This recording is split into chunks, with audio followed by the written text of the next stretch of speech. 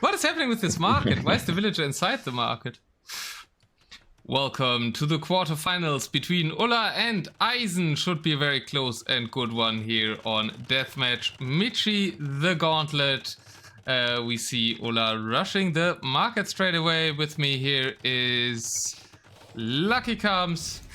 And we see Bengalis for the first time. And I think this is a nice cooking matchup for Eis3n. At least it would be an open map DM, but I think it is here too. Yeah. Elephants have seemed pretty strong, so I think Bengalis make a lot of sense. They're just kind of a good death volley civ, and you have infinite gold theoretically, so I think they should be good. But we've seen Hindustanis a lot, right, in contrast, and they've felt pretty strong every time so far, so curious to see if the camels can overcome the elephants here. But especially Bengali elephants, right, with the reduced bonus damage.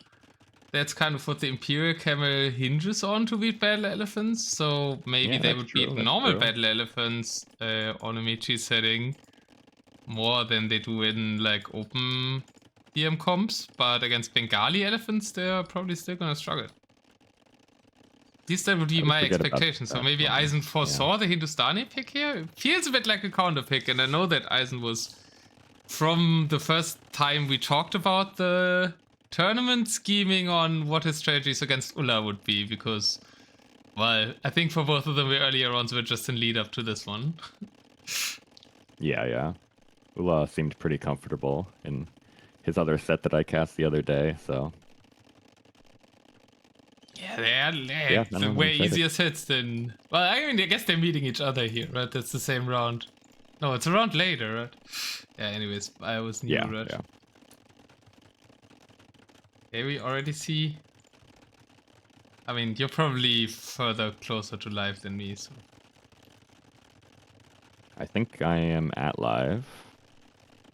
We are pop capped around the 8-minute mark, or even earlier, so they're both hitting that target.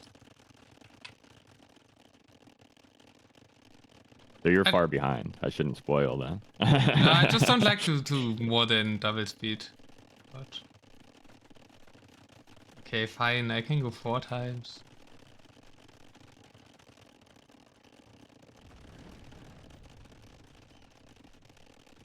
Well, someone needs to talk though, otherwise we're not casting. So there's that's a huge wall for the production on the left for Ulla. We have much space for it, and I guess that indicates he wants to push on the left side. At the opposite side, Eis3n wants to push on the right side, so it looks like both are actually pushing the sides where the neutral market isn't, which is interesting. Because normally the stronger push is for where the neutral market of the opponent is, because all the trade has to go there. And oh, maybe Eis3n's building up on both sides here. Now he's building more at the top. Feels like from where the production is that Ulla might want to push on the left side. But looks like it's just the middle. And the fight has started. It's going to be a big push in the middle. And we'll see how these camels fare. I don't think there's going to be too much variety in the compositions, really. I think it's probably mostly just camels and elephants. And some siege behind. There's a lot more onagers, a lot more siege for Eis3n. Yeah, I'm a little surprised. I thought, if anything, the Hindustanis would want to add in some siege to get bigger shots on the elephants, right? Yeah, I would have thought. No, I'm always tempted to say in RM, but in my kind of DM, you would add scorpions. Probably. Or I mean, they own onagers, I guess. Scorpions, though, right?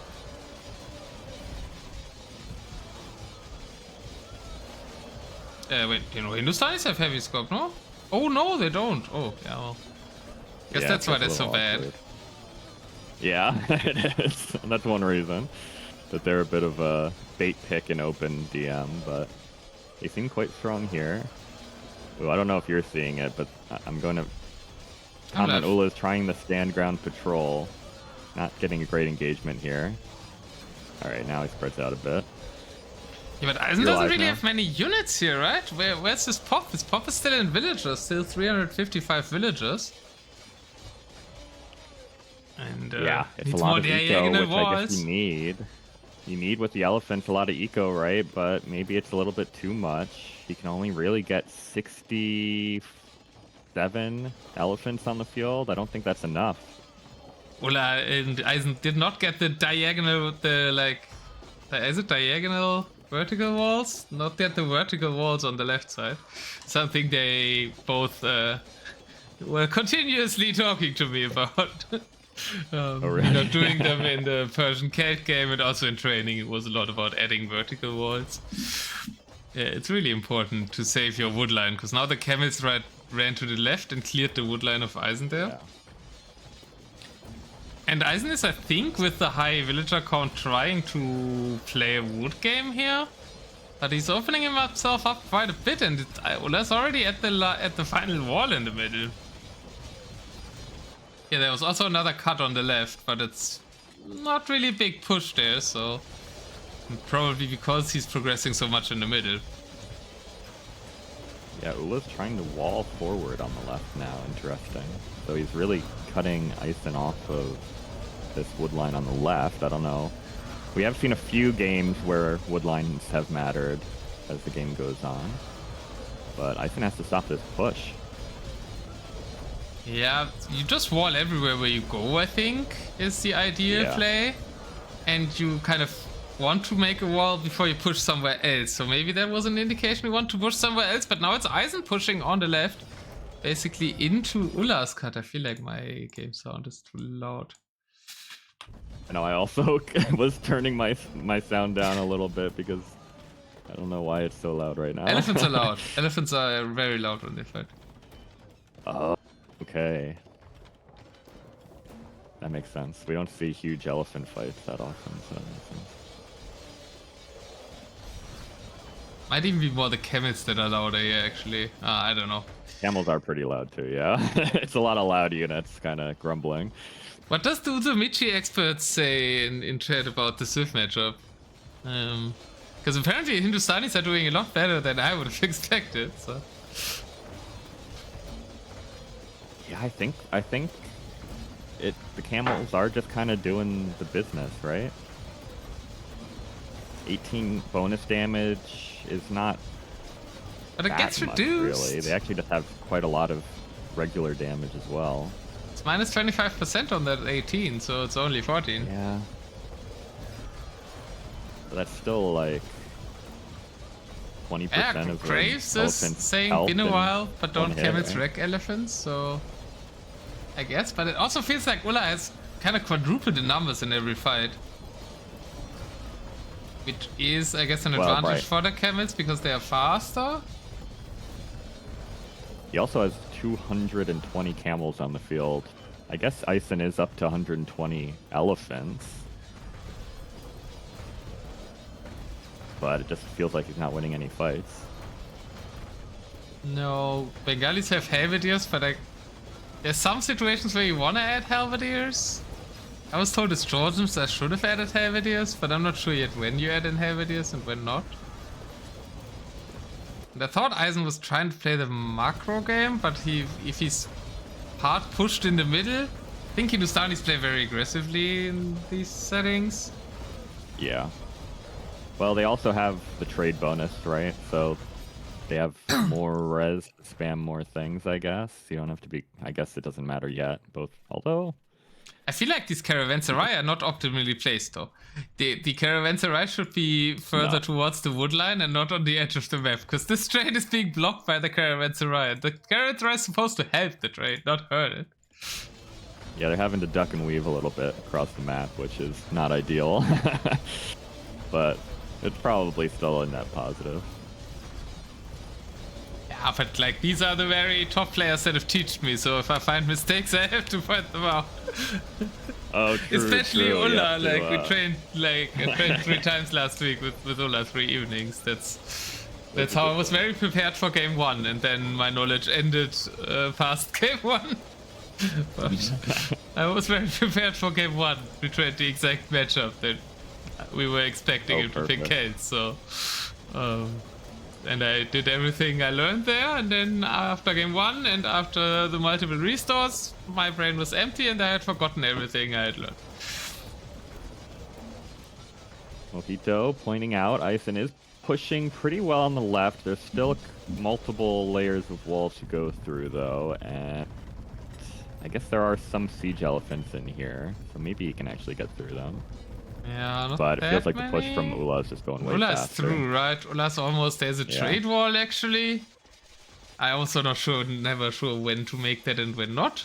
But I guess it's needed here because they're in the eco, and in the food eco is also a problem for Bengali, so soon they need a lot of food. We did have a lot of farms, but now farms are getting emptied as well, hurting the production.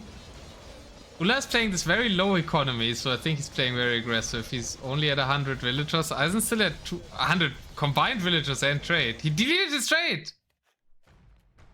He deleted his trade. That's a big move. And something you can do. Eis3n did it against me in a training game. It's an option when you're pushing hard. I mean, I guess it's a desperation move. I don't know if it's going to work out, though. Camels show up on the left and are clearing up that push from Eis3n. Well, it's not a desperation move here, right? It's a finishing move. Oh, you mean Ullah? Sorry. Ullah deleted a trade. Ullah has 15 trade cards. You're right. Eis3n did it in practice against me, but in the tournament game here, Ullah is doing it. Forward Siege Workshop, and we're walling it in. What is this Siege Workshop? We saw Zao castles in the opponent's trade. Now we get walled in Siege Workshops together with the opponent's walls in the opponent's trade? Hey, I always say I like forward production, I like forward walls. So why not combine them? Gets the elephants out faster, right? They don't have to walk all the way across the map. So true. Siege elephants are the only elephants Hindustanis have, so they win against the elephants apparently, and they win with the elephants, as it's a very quick 1-0 in favor of Ullah. I thought Ullah was the favorite, but this was way more one-sided than I would have thought. Ullah is so good at, but maybe it's the Civ. Doing those big pushes, man. It's so tough against him. But I do think this was not as good of a Civ matchup as we thought it might be going into it. Yeah, but can't you have like a few less villagers as the Bengalis and then have also 200 elephants? I do think Eis3n was a little slow to delete some economy, but I don't know if more elephants was the answer. I think maybe he needed like Halb or something. Because the camels were just demolishing them. Yeah, as I said, I'm never sure when to make Helvidius. Yeah. Apparently make them against Saracens. That's what people told me after like the Georgian Saracen matchup that I played against Nova. But then oftentimes you don't make Helvidius because they cost wood. Here it's also camels, and Bengalis have Helvidius. They don't have last armor, but I mean Helvidius is Helvidius, I guess. I think in this case you're not upset if the Hindustanis go hand cannon, right? Crave's saying that if you go Halbs, the Hindustanis have the good hand cannons. I don't know if that's the unit you're scared of them making. At least it slows them down, no? The camel is faster. Yeah, but maybe I'm thinking too much mobility, runestones-ish again. But the speed of the units does matter to change angles and stuff. But I mean, Ullah wasn't changing angles, he was pushing through the middle, basically. No, I don't know. It certainly looked like Hindustanis are better in this setting. I'm not claiming expertise on Diamichi. No. I can execute some strategies. That's what I learned. But Civ theory is... Hindustanis have felt very good every time I've seen them so far in this tournament anyway. So I think they're just quite solid all around. Yeah, if they really counter elephants, they would obviously be very solid. I just think of them as dying to elephants because that happens on runestones. Well, I don't really understand the difference. Infinite resources, right? It's a bit different. I think that's one issue with the Hindustanis in the open maps is they run out of res, right? And then they are terrible. True, it's their 1v1 They can't issue, take right? stand Yeah. channels, so. Yeah, and team games, they're a lot better because of that, so that's actually a good point. But, well, congrats to Ulla, he takes game 1. Let's hope for a strong Eis3n comeback. Are they in game 2 already? Looks like they did just get into it, so we probably have spec delay. I don't know if there should be a good bit of spec delay, right? It's 5 minutes according to the rules, I think. Well, looks like they did less. Because I'm seeing the civilizations, and I'm also seeing a Civ I did not expect here, and I think that people told me that they aren't good. I think Ulla told me I shouldn't play them. But we have Romans against Teutons. And I might be fully wrong again, but I think I remember Ulla telling me that Romans aren't that great against Esso Civs on Michi, so maybe I'm wrongfully getting my hopes up for Eis3n again, but let's see. He was baiting you. He just wanted you to not pick him so he could dominate with him. Maybe? Felt like he was actively trying to coach me though. Eis3n going for the market again, and it's similar timing. Here, Eis3n bought stone first, and then a lot more stone buying. Some stone, yeah. Eis3n and Ulla sold first.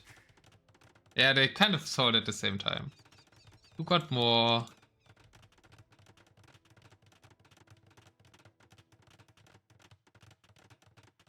I think Ulla actually, well, I don't know Eis3n's exactly how the numbers work, but oh. It's weird because think they're that looks a little buying. better for Ulla. Selling, Yeah, you can right. check who sold more, but it's weird that they're buying and selling, so. I guess Ulla got Ulla more has stone. more stone. 4,300, Yeah, so- and Eis3n only Eis3n bought has a little more 3k. gold, though, I don't know. Yeah, I think Ulla might have bought more, but also partially at a higher price. But then there was also the selling after, right? Mojido says Scorpion spam. I guess, but against Siege Onagers... It's gonna have to be, right?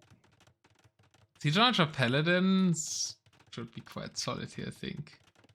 Eis3n says, what the fuck is that Woodline, who has no space on the right side. And I guess he's hating that.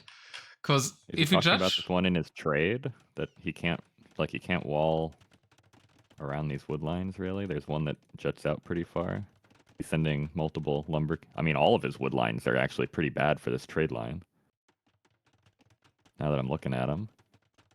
I thought it was just a tilted gen. Or maybe that middle arm.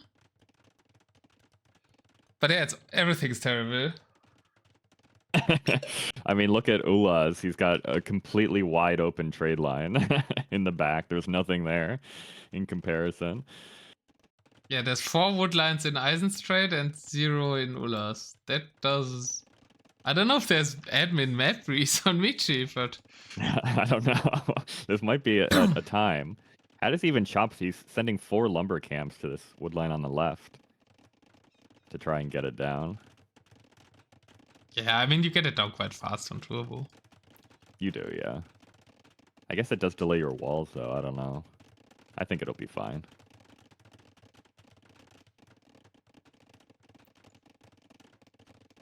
But it does, I mean, he can't trade yet. This wall is going to completely lame his trade route. True. I never It's put a actually really wall ugly. there, and he needs to close the wall 4 times as well, right? Every time he chops a wood line, he needs to then remember to close the wall. Yeah, yes, exactly. He's got villagers walled in here, stuck in the woods. I don't know where... Ah, there. Trade carts are trying to go into the wood line and then turning around. Oh boy. It's an ugly start. I still don't know if this will matter long term, but it's not the prettiest right now. Definitely not, but it will also be a lot about the pushes. And we can see the forward walls are now coming up for Ulla, and I imagine he's gonna push I think Romans want to push early, maybe? Centurions is a really strong unit. It's very costly. But if you can go with one big push here again, a bit like the last game. Yeah, if we said the Hindustanis are good because they have infinite res, right? The same should kind of apply to Romans, who are also really good in team game DM, right? Just because you can actually afford Centurions and Siege. Yeah, so I feel like they shouldn't be that bad, but against Teutons, I actually don't know. Our Centurions, they probably lose to the Teuton Paladin, right? I actually don't know. Yeah. I feel similarly. I don't know. Does somebody know? I feel like Teuton Paladin beat a lot of these unique units that go part of power with other paladins. Yeah. But... And obviously the Siege is should be way better for the Teutons. It's harder to snipe. Should trade pretty good against the Scorpions in little choke points like Michi is, right? So I feel like I prefer Eis3n Civ, but we'll see. He has chopped through the wood lines at least, so his trade can kind of run. Yeah, just needs to remember to delete the camps and close the walls, and he's building lots of gates forward on the left side now, where he probably wants to push, but there's a wall of castles coming up for Ulla in order to prevent that. Well, the fort production isn't coming yet for Ulla. Some castles in the middle, no siege workshops down yet. Siege workshop structure on the right is coming up with not that many castles in defense actually on the weak side for Eis3n. Only 3 castles here. He's got a lot of castles. Oh no, he actually doesn't have a lot of castles anyway. You're right, actually. Maybe that indicates he wants to tower push? Students have strong bomber towers, I think. I don't strong, they have bomber towers. Do they get the extra range? Yeah, they have bomber towers. And they don't have architecture, so it's not that strong.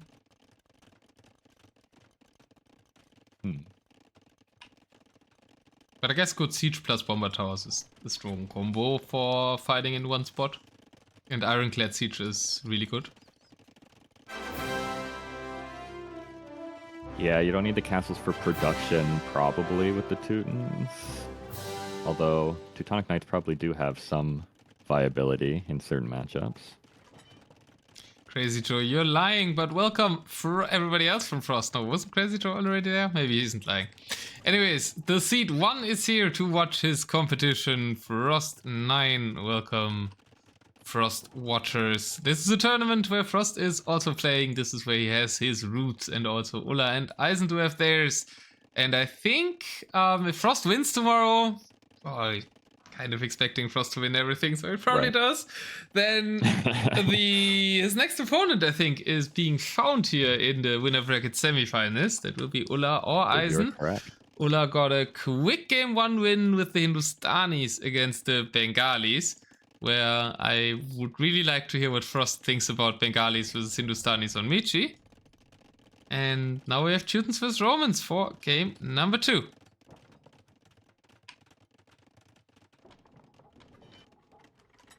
Yeah, we've hit the treaty time, and no one seems to want to push yet.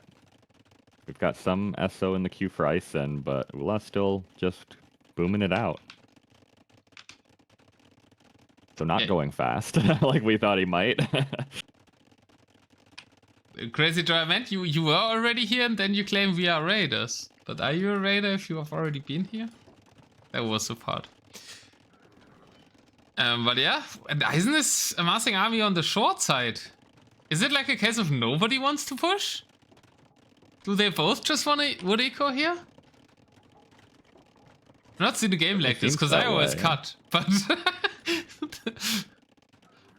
Ulla's deleting Vills to get more trade, so still not interested in military. Okay, now he finally queues up some siege, but no population space. Eis3n cuts, so...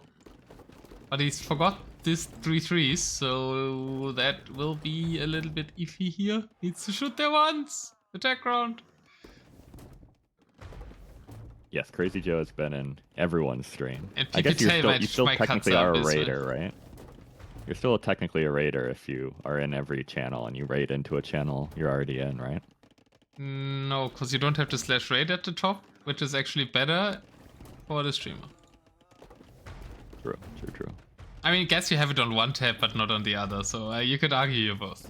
There's the tower push, though. We are getting rid of the woodlands. It isn't as clear of a cut as I would imagine everybody's doing. That isn't me. But it's still better than my cut, because it's broader. It's a bit of an otter cut, but yeah, it's fine. You can still get through here. For these two people being the real experts at doing this thing, I would have imagined it cleaner. There's a second cut in the middle. Ulla is cutting as well. Straight into the wall architecture of Eis3n, though, so I guess that was good pre-planning. Because the wall structure is already with vertical walls where Ulla is coming. Obviously, you can still cut this open. Both just seem to have walls where the other ones are military, though. Ulla's still chilling at like almost 350 economy.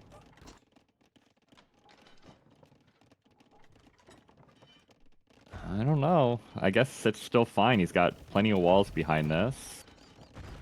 Though there are some lumber camps in the walls for Ulla. So I mean, it's showing already, right? He has 160k wood, because he didn't make that much army, and Eis3n has 100k wood. If you don't elite wilds for army, you can take more wood, so you should be happy, right? They're playing the wood game from the start here. That's true. Even jumping, not doing the fighting. It's a perfect game for you. Nothing happens, and it's a wood game. Well, I do like something to happen. I wouldn't say it's the perfect game if nothing happens for me. I thought it's only about the wood game. It's well, very some things close are between happening, the Paladin but and the Centurion, actually. I think it's dead even. I think the Centurion does win barely. Did you check, or did you watch the fight, or did you do math? No, I'm just looking at numbers. It seems like one more attack with 5 more HP. But it's also 2 more armor. I think that's better. No, the Paladin wins. The Paladin has 7 melee armor versus the Centurion has 1... No, 7 with 6. Centurion has 1 attack more, Paladin has 1 armor more. Yeah. Paladin has 5 HP more, but then the Centurion gets a charge attack of 5. Right. That negates exactly the HP. It's completely even. Assuming the charge attack gets used once by the Centurion, they trade exactly 50-50. Right? Are the attack speeds the same? Good question. Attack rear fun 1.9, attack rear fun 1.9 is the same. Attack delay 0.77. From a custom game. Attack delay, there's more attack delay for the Centurion. So if both are clicked onto each other at the same time when they meet, the Teuton Paladin will get first strike and therefore win the engagement. Oh, okay, there you go. We got there. Eis3n through on the other side? True, but we need to do the bath. Well, Ulla's a little sloppy with these walls, man. Not to be overly critical of a really good player, but there's a lot of holes in these walls for Ulla. He has vertical walls, that's more important. Well, neither of them ever shuts up about vertical walls. That's all that matters, man. What counts? That's all I needed to do with Kates. Say a vertical wall. What is the opposite of horizontal? Vertical. Yeah, but it's a diamond. It's a diamond. Is that nice? It's all diamond walls. No, obviously compared to the middle wood line, right? So horizontal is the horizon. The middle wood line is the horizon in that understanding. All right, that makes sense. So on the right side we've got the bomber tower field. On the middle we've got the open cutting area, and on the left side we also have a cut by Eis3n now, where there is not much defense and that hole in the wall. The one I didn't show it earlier, you just mentioned it. Ulla has walled in the Paladin on the left, by the way. I don't know how that happened. True. This 24 Paladin completely walled in. Did Eis3n even cut that? The walls make me think Ulla cut that. I'll quickly check. Yeah, Ulla did cut that, not Eis3n. That makes more sense that the walls are there then. Not that the paladins are walled in, but that the walls are there. Yeah. Yeah, they went through the gate and they got trapped. Yeah. Oh, just checked it. Oh, so the walls were there and they just went through. Okay, that's gate not was as there, exciting as Ulla quick walling them in or something. No, but it's important to note that it was actually Ulla opening another front there, right? Because I think the Teutons would like to fight in one spot where they have bomber towers, e.g. the south. And the Romans probably need to be mobile. I'm a bit surprised there isn't many SO. The SO seem to be just for cutting here. There's no bombard cannons and no SO in the south. Yeah, the Scorpions are putting in work down here against the Paladin. Trebs are slowly working away on the bombard towers. I think it's looking pretty good for Ulla still so far. Taking a good fight in the middle as well, although I don't think he can actually run through and do any damage from the middle. Paladin are trickling in there a bit. Petards are going backwards. That's kind of not what they want to do, blow up their own walls. But Ulla is preparing a push with Petards there. And that means, how many walls does he need to go through? Only one and the trade wall, right? Because there's a gap next to that gate where they're fighting. True, yeah. And the trade wall is not technically walled. Oh, did he not close it? Gap, but not on that side. Ah, a farm? I thought it was the wood lions. Well, there was a wood lion. I guess it is a wood lion. Oh boy, that could be tragic for Eis3n. It's only to kind of get into the fight on the right side. Yeah, Eis3n has finally mixed in SO in multiple areas. Greece is demanding hand cannons in the bomber towers, and I completely agree. Yeah, surely that's worth it. How many hand cannons do you need? Do you need it full? I don't know. Janissaries are even better, but we're lacking a Turk ally. I think you need Janissaries to get the 4 cannonballs.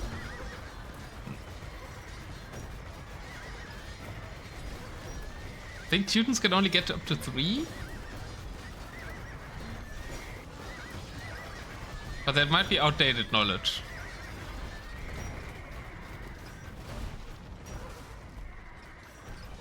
The longest Michi game?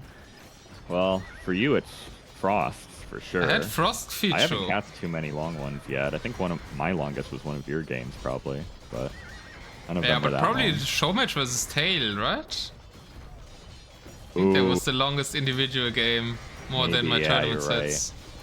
The Georgian Hindu was probably the longest that you've cast. Yeah, I think so. I played. How long was that Frost game? It was 4 hours, right? In game time? Yeah, I played a 4-hour one with Ulla. That was the longest I've played, but that wasn't on your stream. No. That's what we want with Michi, though. We want it to go a little long, right? Maybe not 4 hours, but like... Yeah, it's certainly longer than game 1, and game 2 is already longer than game 1, I think. At least if we reach the 35-minute mark, which we are about to. And the Petards did not make it into a trade line. On the right. Centurion numbers are low for the moment, and there's not too many Scorpions left. And Ulla doesn't have too... I guess he's got the castle wall behind this, but his walls aren't looking so hot. Yeah, boom. For some of them, and for some of us, I guess, childhood never ends. 8-hour Michi game. My decision to play my round 1 set after my opponent was 5 hours late amounted to pretty much what Boom is describing. That's true. You were playing for a long time across all those games.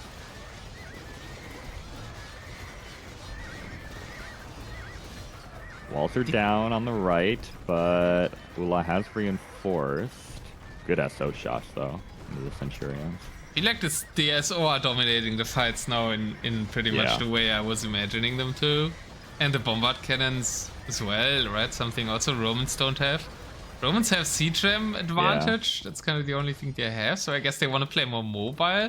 But Eis3n also has SO on the left side trying to, or defending his walls there. One Centurion was briefly inside. And I think there's a hole between the siege workshops. So theoretically could have gotten through. Boomstick, thank you so much for 16 months with Prime.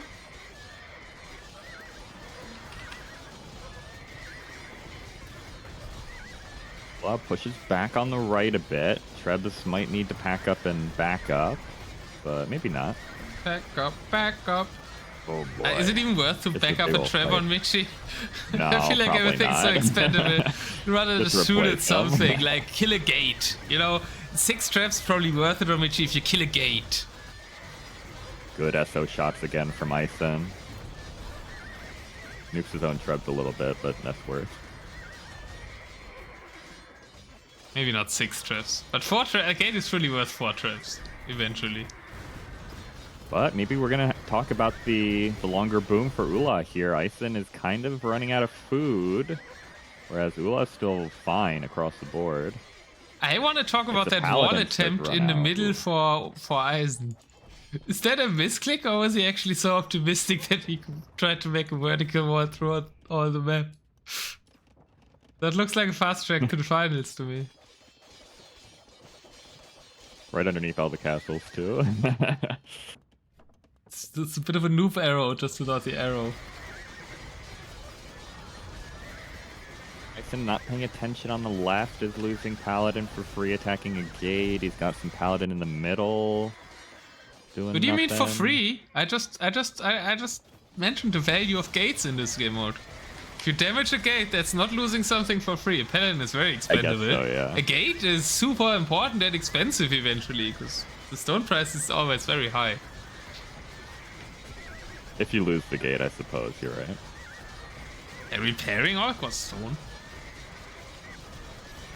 Gonna be another petard attempt for Ullah in the north. He doesn't have to go through very much. Solving. Yeah. There's SO behind the walls though, so petards could get hit. Yeah.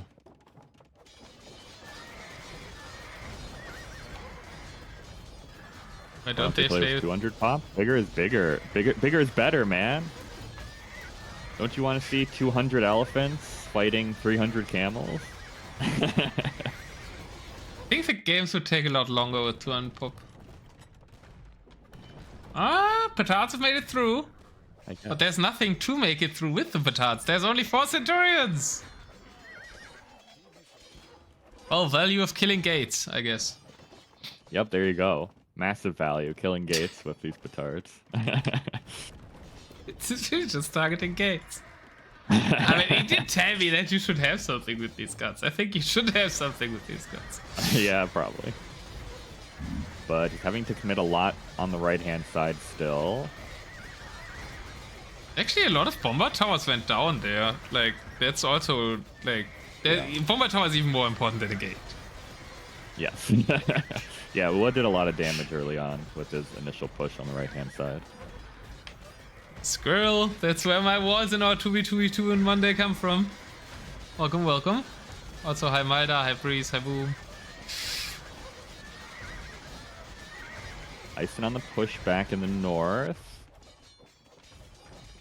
He is going to take out that gate. And the walls with Ullah definitely Sidonis. has more layers, though. Although they aren't all completed, but he still has more layers of wall, so he Ullah doesn't need is to a- worry about this quite as much. Ogre confirmed. But Eis3n also kind of winning the fight on the right-hand side, so Ullah's going to have to choose somewhere to commit to here, and might have to give up ground on the other side. I wanted to say I would commit in the middle. And that's exactly what he's doing, because we do have 70 Centurions with the petards in the middle. No, we don't, because I guess it's going too bad on the right side, and he thinks like he has to leave. And now it's the petards alone again. No, I like this build-up of petards plus attack, but I guess he felt like he needs to address the right side, which he eventually Yeah, does. But there's so much room think he there. does. I felt like he could have attacked in the middle. A lot of room in the middle, though, for Eis3n, too. That's where he fortified the most. Game sense. Look at all these petards. You've got so many of them in here. 16. Maybe he can walk to the market and snipe the trade. I mean, he's gonna make it in here, right? That's the last gate there. If he had the 60 Centurions with it, I think that would have been totally worth it. I mean, not like these, but if he had more army with it, he would look more at it, you know? That's the wrong gate, man. That's the wrong gate. He doesn't know that it's open on the left, but he sees the production, actually. So, if you see the stables and the siege workshops, don't you go where that is? I would think so, yeah. I think that makes sense. But he's committing on the right-hand side. Maybe wasn't paying attention as much. Got a lot of Centurion here. And he's going to take the fight against the Paladin. He's going to push out and snipe all of the siege that's down here as well, which means he's killing more bombard towers behind this. I think this is a valuable fight for Ullah.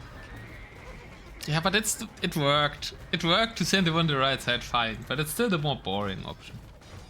Yes. Actually, it's very close here to the opponent's trade, so if he can push on that right side, it makes a lot of sense to go there because of how close it is to the trade. And there's only 3 castles, right, as I mentioned at the start. Yeah, Eis3n never... I don't know if the bombard towers paid off for Eis3n. I feel like he didn't get a ton of value out of them. I think they enabled him to play on other sides too and to address Ullah's things there because it's a static defense and extra pop. But I'm not sure. He's trying to force the issue at the north. I guess it's a fight over wood there, which is always important. Eis3n is not on wood at all currently though. And he doesn't have any units to address it in the south. Okay, there comes a bunch of paladins. And some more SO coming out. He will lose all the bomber towers, but I think he can stabilize. Eis3n's trying to push in the north. He's kind of running through some of the walls, but I think Ullah just has so many walls here that he doesn't need to worry about this so much. The push is more important, I think. I think we need to look at the southern push, because if Ullah wins this fight, it's game over, and there's a lot of traps behind it. So if he takes out these paladins, they're kind of pathing weirdly.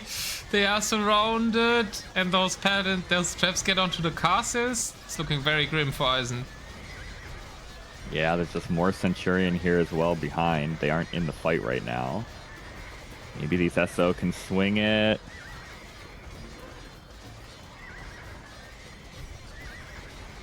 We really need to take the trebs out before the castles fall. Yeah, well, you don't want to lose the fight because you go for the traps, so I think just fighting with the paladin is correct. Then you task individual onagers onto the traps. You never like task all your army in meat shield, because if you task all your meat shield to do something, then you lose all your siege because you have no meat shield. Not a great fight for Ullah. He's not fighting with a lot of his military here, to be fair. Oh, okay, now he gets like it all more in. of his military was fighting. Eis3n's trying to shield his SO. Okay, that's a good fight for Eis3n now. They are so finding decent shots, but I think they attack grounding. Probably needs to stop that. Shoot at the ones on the right. Okay, they're not shooting. Such a close fight. He has a big ball at the top. That's a great fight at the top for Eis3n. But still looking quite grim at the bottom. He's losing production. But, well, the Centurion are drying up in the south. Ullah's pushing in kind of from the middle a little bit now, but just Centurions. I feel like that's units that Poppy needs in the fights right now on top and bottom. Yeah, I don't like the middle Centurions for Ullah right now. Yeah, now he's getting cleaned up on the bottom side.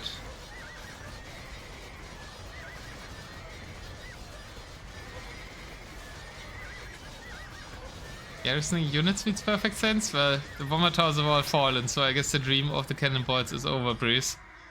Even if you're trying to argue for why it would be a serious play. Ullah does respond to the push in the north. He clears up most of the siege at least. So the castles should still be safe for a bit longer. Yeah, there's no traps in the north for Eis3n, because he has no castles in the north, right? His castle amount is very low. 2 castles in the middle, 3 castles on the right side. That's all the granulation castles that we made. I thought students make more of their basic castles. But I guess it went into the bomber towers. I guess it's less valuable if your opponent doesn't have bombard cannons too, right? True. I suppose. Now the Centurions are back in the south. Like and that's just a lot of idle army in the north, because he can't go anywhere with all those paladins in the north. Yeah, I don't know if Ullah even needed to respond to this right now. He's only got 2 SO here, Eis3n does, right? You don't really need to worry about that. No, Britons are really bad, Breeze. Quality of units is super important. Having a good food gold unit is paramount. And Britons have neither of that. Yeah, you need a really good meat shield, right? And Britons don't have anything that can do that, really. Yeah, and Britons are cheap, so they're better in settings where you don't have res. True.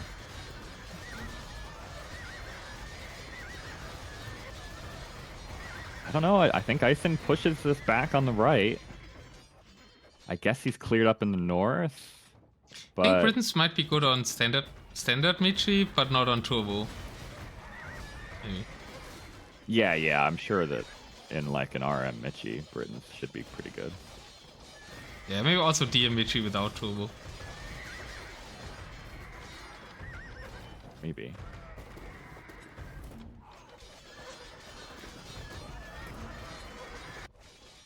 Forward siege workshops for Eis3n around his fast track to the finals walls, and he's really trying to do them. He actually completed some of that wall. But he's getting pushed back now.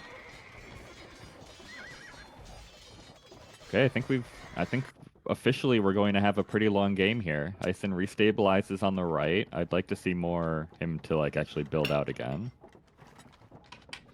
I mean, compared to all the games I've cast off this tourney, this is still short. Big army for Eis3n though.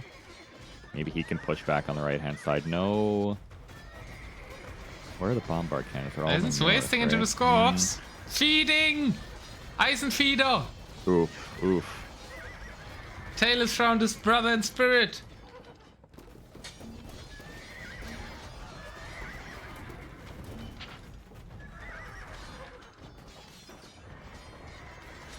Okay, he stopped though. Ullah having to play tower defense with the trebuchets to snipe the siege. Doesn't feel good. Oh, that's quite usually. Garrison traps, like packed up traps somewhere, can be very strong. It's an Ullah quote from my practice. I guess as long as you have the APM to actually use them, it's good. Ullah making some attempts in the middle, also has like villagers on wood. Eis3n hasn't had villagers on wood for quite a while, so the middle fight is getting more and more important because that's where all the wood is. At least all the kind of takeable coming wood. In here for Ullah. Don't know if any of them are finding a wall.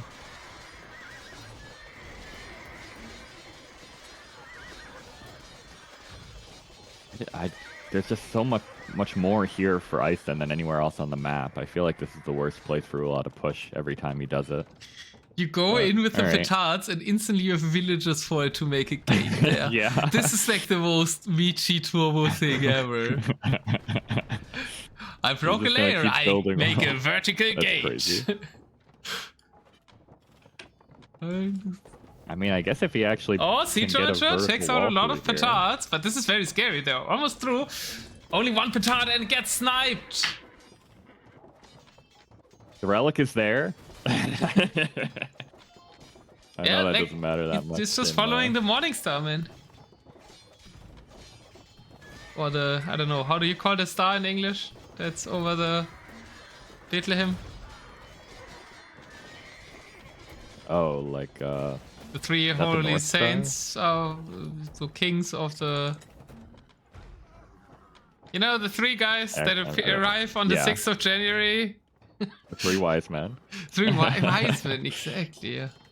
They're following a star, That I right? know. What's that star called? I don't know. I'm not versed enough. There is like a Star of Bethlehem. Is that what that is?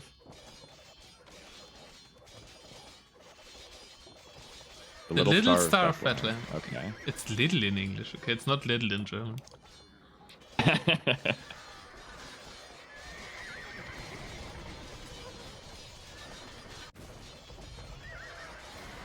It does feel like Ullah is pushing out here with the walls. The map is slowly becoming teal. It is, right? That's the wood control player mentioned. There's 80k more wood in the bank for Ullah.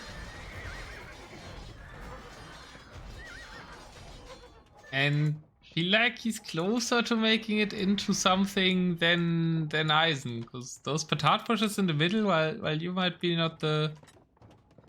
I don't know, I felt like they were almost through somewhere. I mean, I guess not. if you just keep making them, right? Right Food now. and gold is cheap, so just keep spamming petards in and taking out walls is valuable at a certain point. It was like 2 gates away from making it to the production and the TCs. Yeah. Now Eis3n is remaking the gates though, so around that little star of Bethlehem point. I completely forgot my analogy asking for that, but I thought Ullah was just following the star above the relic, because I don't know if you have that mod, but I have, for me, it spawns a star above a relic.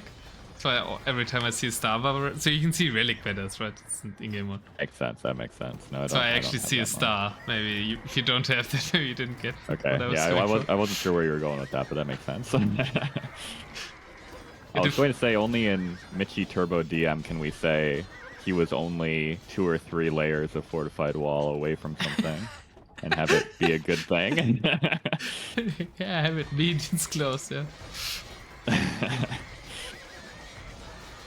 Considering many parts of the map, there's like 8. Yeah, yeah, true. No, I mean, you're right. It is a good thing. It just sounds funny when you say it. It's a lot of SO in the south, but the Paladins are just fighting the Centurions alone. So I guess he this just could wants end to up being the defend there. longest game in the tournament, because neither Civ is really using wood very much. Yeah. Even in Frost set, like, he was using a lot of wood, right?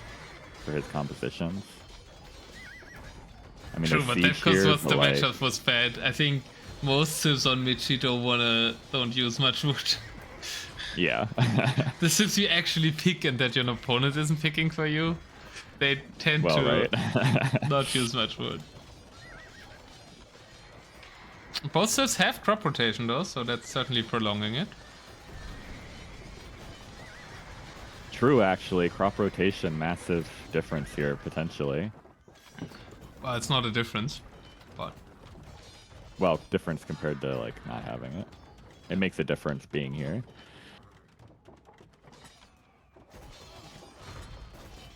Good moves to lure the Centurions? Ah, maybe that's what he was trying to do, yeah.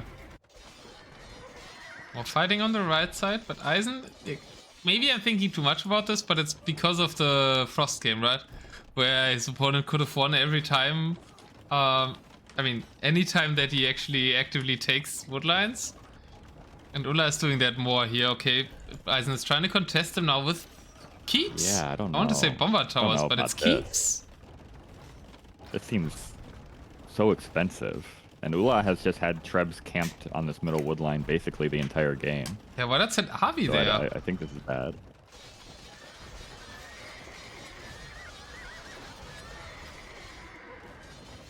Are we through this wood line? Kind of. I mean, it's the only wood line Eis3n has any hope of taking, right? Basically. Maybe the one slightly more in the north. To the right, he could get back onto, yeah. That's just his own gate. It's partially Ullah's gates, but there's a free gate. The fact that they've even walked like so much into each other is like, that's a level I did not expect. I mean, lots of walls already, I learned that. Lots of walls, I saw that by Frost, but if both people are doing lots of walls, that the walls of both players intertwine as much as they do here, that's something I'm not used to yet. Wonder how much stone the players have wrapped up in like unbuilt foundations. Eis3n has a lot of foundations up into Ullah's base, and Ullah has quite a bit around as well. This went great for Ullah, right? He took the wood and now he's getting walls in the middle. Eis3n has 5 trapped villagers inside Ullah's walls, trying to hammer something instead of making a lumber camp. Ullah is also going to have to respond on the right-hand side pretty soon here. Eis3n's going to be in range of the castles shortly.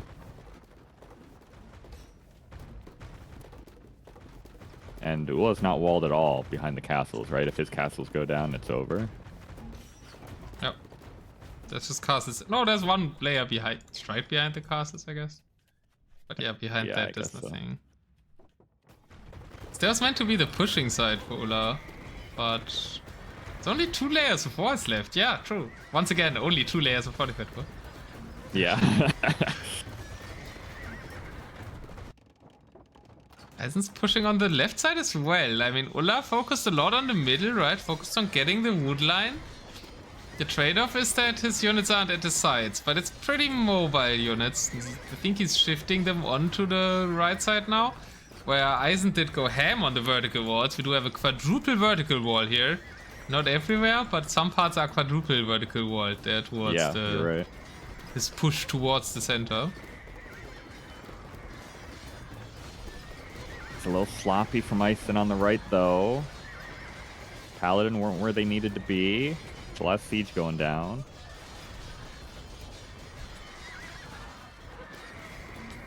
It's okay, though. He kind of gets himself back together. That's a lot of Centurion for Ullah. I think he can take this side. Yeah. What's happening on the other side? 1 trebuchet, not too much. Now Eis3n's going to the middle.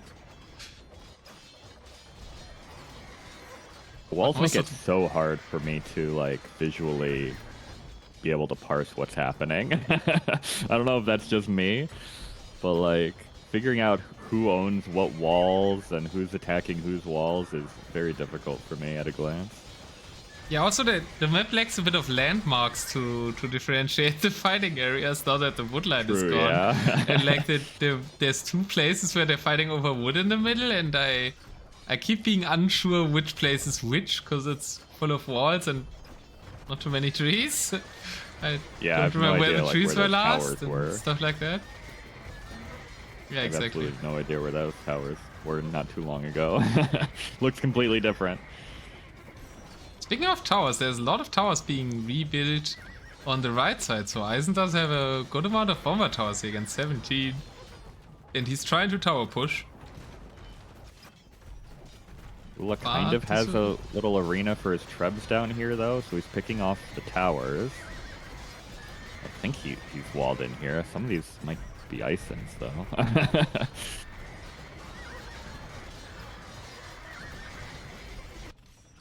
Oh, Eis3n's trying to go in the middle. There seems to be a hole through the castles, but that's not really where you want to go with the paladins.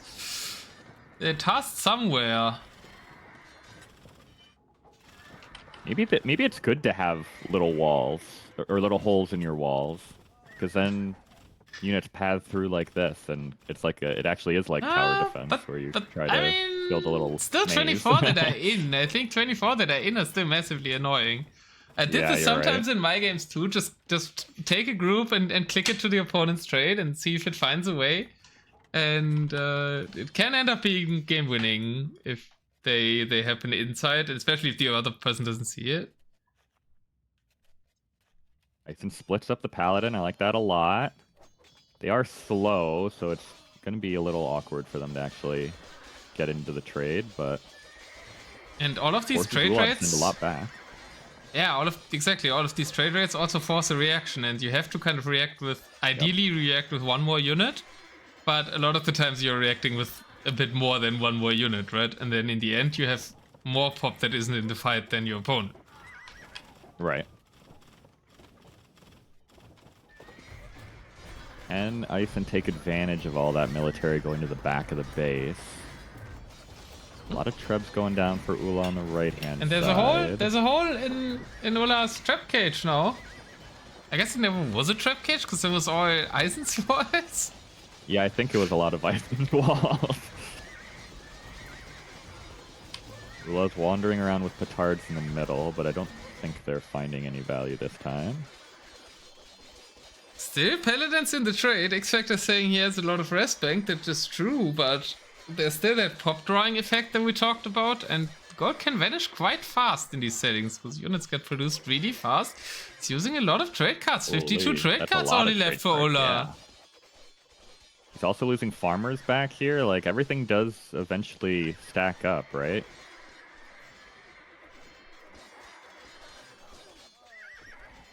Even losing that was the farms. a great raid.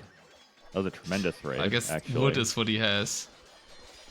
Look at the economy difference, 90 to 223 in Eis3n's favor. Look pretty much the same last game though, and Ulla clearly won that with 100 economy after he deleted his trade. Well, yeah, that was when you're right. It's a little different like, when you're pushing and you delete. Losing the trade, deleting the trade? Okay, no, Ulla is remaking the trade. I thought one opportunity would be just to take it. Okay, you took my trade, now I make 200 army and make a good push on somewhere, but I think there's too many defenses here, right? Yeah, I think that's not viable here. Ulla's tried to play the long game, really from minute one, right? Think back to him not pushing, not cutting, right? So I think he wants to play the long game here. That's why he has 200k wood.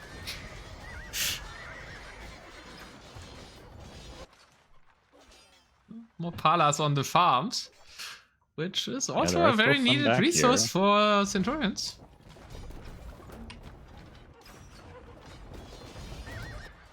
Another group's coming. Especially annoying when it's just like 2 paladins. Is it still open? That the spot for the castles I think is still open, but the left side has been closed, so they're going around this way now. Let's see if Ulla still has a hole in the wall. They're parading through more castles. Seem to be trying to go somewhere, but I don't see the hole. I don't either. That doesn't mean it isn't but there. I think there is one. No. Nope, there isn't. Okay. They were just coming down here. It's impossible to see behind the castle, so hard judge, but yeah, okay. Yeah, I would have believed there was one there, to be honest. Even though I couldn't see it. Well, now there's a hole. Now there's a hole. Centurions have opened the wall, but I think the Paladins are probably dead. Too dead to go through. Now it's Onagers fighting here again, with some bomber towers went down, so Ulla used the temporarily more pop a bit to push back. Is back at 100 trade cards, so kind of crisis averted for Ulla. Ulla has more petards in the middle, and he actually has some military with them this time, so they don't all die to a couple of paladin. Yeah, I was watching it just feels that like one. It's so tough to like look back here and actually click them onto the next wall segment that they never move anywhere. He's having to, you know, actually take the fights. There we go. Look at all this value they're getting. Look at all these wall segments that are going down. He's just clicking them anywhere. Forward walls though? Don't you click these 2 gates and then the trap? You want to snipe siege? Rito wants me to count kill count in the trade. That one has 33 economy units killed, and I think he's the last survivor of the Paladin raid.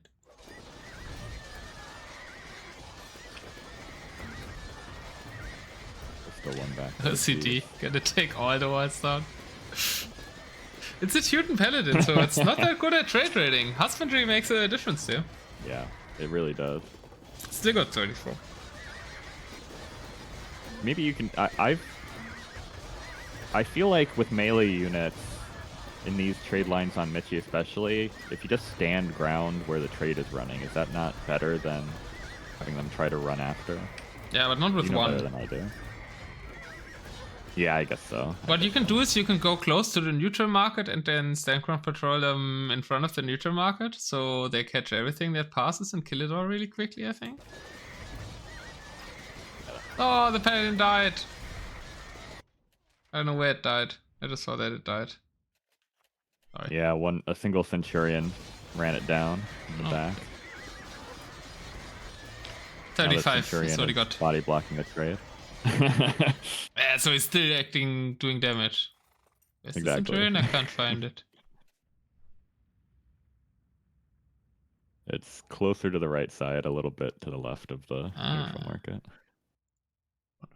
Oh, it left. But here we There can it see goes, your yeah. hero. We know where your goat died now, Mojito. And he's being trampled over by all these cards. But that's horses. I wanted to say oxen, but it's actually horse cards. Or ponies? It's ponies. It's full Centurion for Ullah now, with some trebs.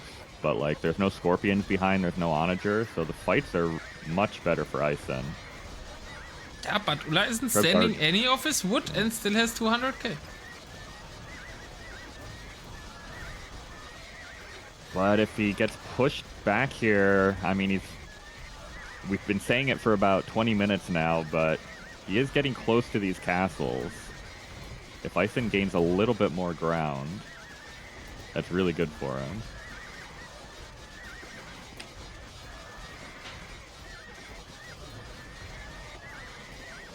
Centurions are holding the line.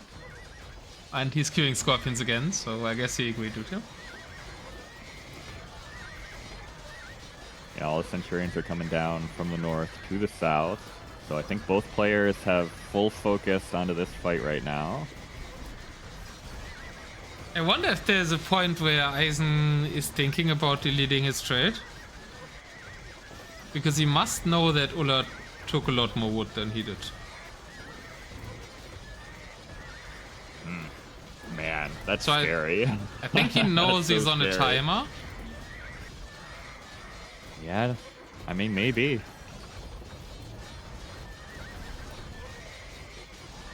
And I know that's stuff that these players think about, so... Look how even these players are. They have the same villager count. They're 3 off on the trade count. Their military numbers are basically even. It's crazy. I mean, they're kind of making a similar unit, right? Paladin and Centurion, so the rest cost is pretty close. And I imagine they know so much about Michi that they know the standard amounts of resource distribution you have for that. They have exactly the same farmers as well. True, yeah. Right now 2 died for Ullah or something. Yeah, but now it's back to 53-53, yeah. Oh. Shifting a bit.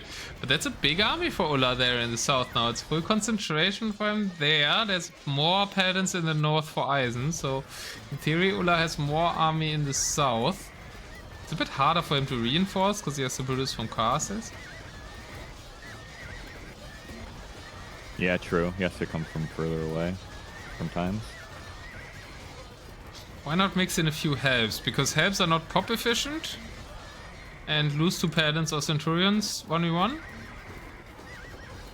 And they cost wood. Also, wood is really, wood is way more valuable than the other 2 resources at this point. So they're very expensive. Which is a weird thing to think about if you play mostly other game modes, but if you have trade, wood gets very scarce. It's kind of interesting in A2 generally, right? Gold is like the easiest to get resource at the start or in the early game. Then kind of the bottleneck is food. Then in the late game it's gold again, kind of if you don't have trade, and in the very late game it's wood. Yeah, it's true. It comes full, even in RM, right? Eventually, wood becomes the most valuable resource. You have like relics or whatever for gold. Yeah, it's like 3 resources that are the most crucial ones at different stages of the game. And I guess stone is somewhere in there as well, around where gold is. Can you imagine if they did have wood trade on land? These games would never end. It would never end. Yeah, now that I know how to do it.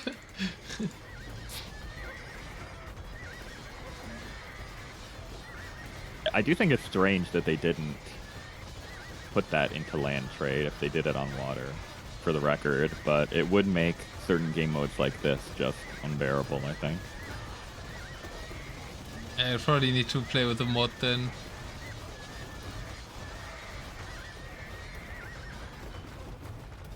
Scorpion's putting in AOM good has work that, here right? for Ullah. But AOM has more other game-ending mechanics with the abilities to wonder skill there and stuff like that. I suppose so, yeah. You can go to Super Imp Age when you build a wonder, which makes all your god powers and abilities a lot stronger and stuff like that. Oh, really? Yeah, they have a true post-Imp Imperial Age when you rebuild a wonder. Huh. I played a 2v2 with Funny where he did make a wonder. I've not done it much though, and it's the only time I've seen it. Why are they not fighting elsewhere?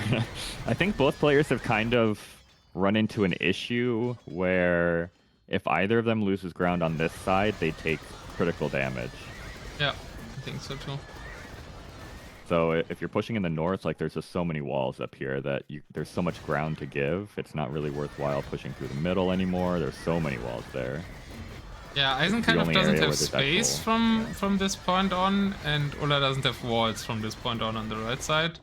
Whereas the rest of the map is a maze of walls on both ends. Yep. But I do think if we're just grinding this fight out, it's eventually going to be better for Ullah. Like we said, he's got way more res, right? So that's why I said Eis3n needs to delete the trade. To do something. He's buying wood already, Eis3n is. I think that's smart. But I don't know if he can make up the difference here. Ullah has so much. Yeah, it's more gold too. The wood price is already pretty high, as you can see.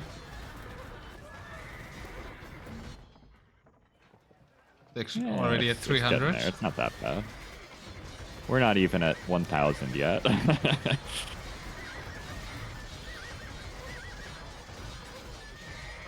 Yeah, it was over 1,000 in that one long game they played.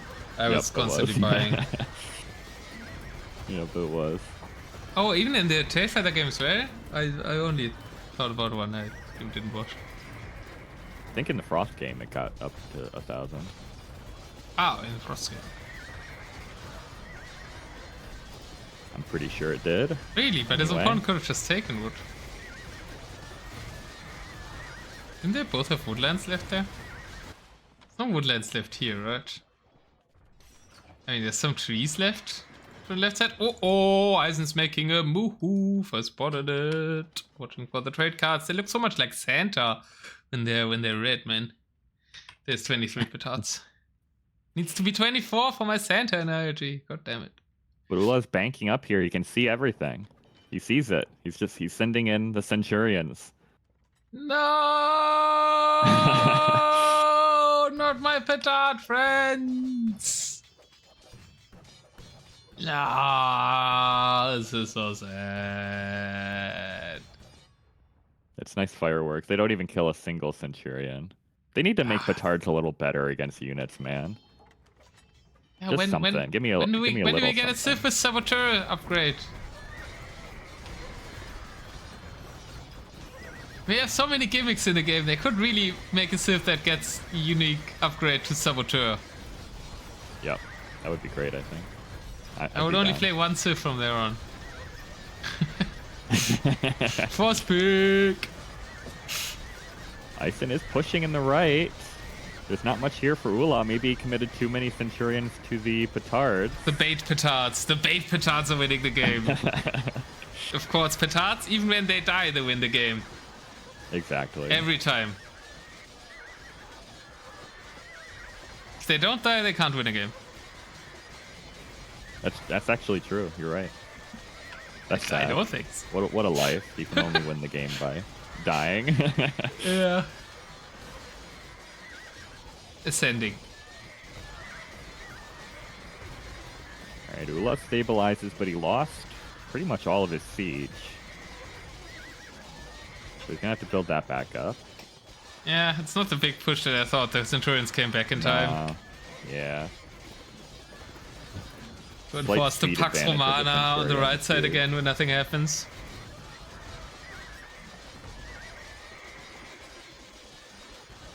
And the Pax Romana was always not really a piece. You always had like these border battles.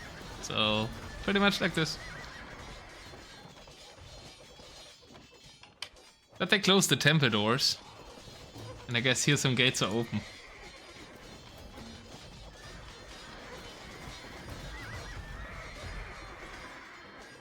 Red needs to delete all eco and try for a strong push. I wonder if a caster already said that half an hour ago.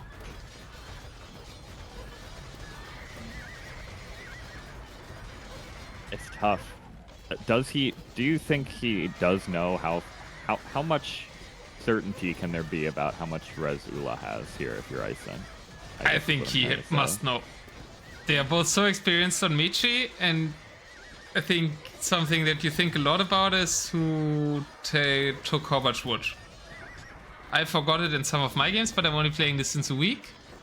And they're playing this since years, so I'm sure he knows that his opponent gathered more wood. How much more wood exactly? We don't know, but I think he has to know that Ulla had more wood. And will have wood when he doesn't have wood anymore. The military should be better for the Teutons, right? So I think there's always that little bit in the back of your head that says, I still have a chance to push forward and actually win this game normally before res runs out. Whereas yeah, he doesn't have to do it all yet. your eco. I'm not saying that he had to do it half an hour ago, or even that he has to do it now. I just think he has to be prepared to do it around the 3-hour mark. Yeah, I think there definitely needs to be a point in this game where you do that, for sure. And, like, the other thing is, if you want to use the better military of the Teutons, you need Siege Onager. And Siege Onager's cost wood. Yeah. Ulla's done a really good job of sniping the SO as well. He always runs in with just enough Centurion to push them back again. But here we go. We're actually gaining ground, maybe, for the first time in a while. No, it's gonna push back again. Sorry, anti-hype caster, I know, but it's clearing up right now. He's making more bomber towers. Okay, that's expensive too, but I guess he still had stone. He's been buying stone and wood. Which is why he's lower on gold, but... Yeah, but the traps are still there. The traps are hiding behind Eisen's walls. You can just delete that. It's not actually walled in by Ulla. And it's a gap too. Eis3n made all these vertical walls, but I feel like Ulla is using Eisen's vertical walls more than Eis3n is using his vertical walls. Yeah, it gets to the point where, like, are the players really going to sit here and notice whose walls are which? Like, as long as there's a wall there. At least it's two civs with a different architecture. Like, it's pretty clear that one wall is brown and the other one is gray. But if you played two civilizations that have the same architecture, say Persians with Saracens, it would be a lot harder to differentiate. No, it wouldn't, because Saracens get fortified wall and Persians don't, but, you know, both get the same fortified wall and the same architecture. Teutons versus Celts, I guess. He is getting the walls up. I don't know. He's gaining ground, man. Yeah, he's gaining ground now. But here come the Centurions again. Around the side. Into the siege. Oh, no. Safe kills! Opponent induced safe kills, but still safe kills. That was brutal, man. Ground is being gained. Ground was not being attacked, though. And therefore, the Onagers shot themselves. In the knee. And on the ironclad. But now the meat shield has run out for Ulla, so time for Eis3n to snipe some siege. And an Onager costs as much resources as a siege Onager.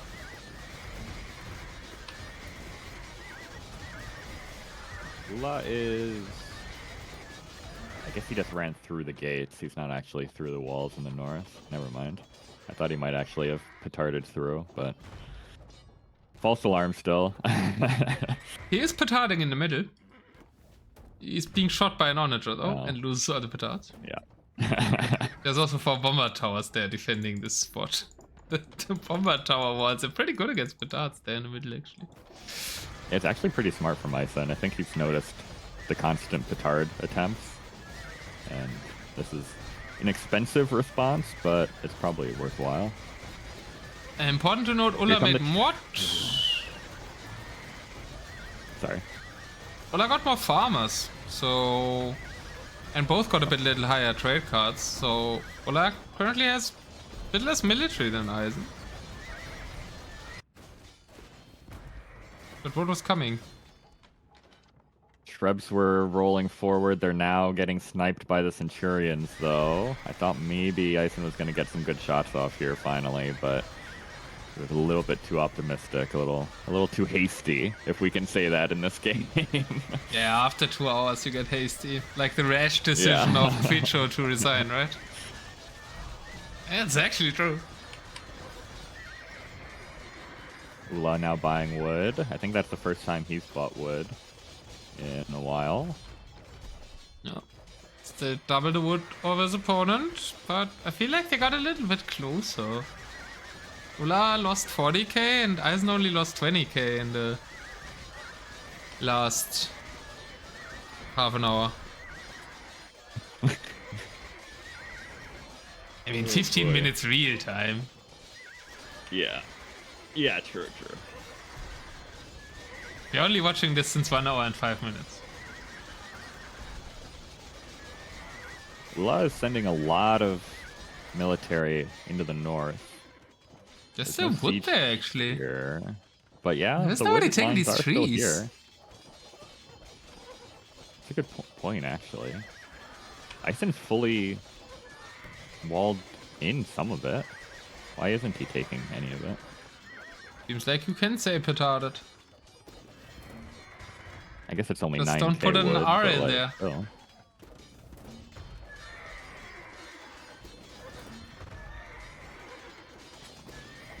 At least it wasn't censored on my chat. I don't know.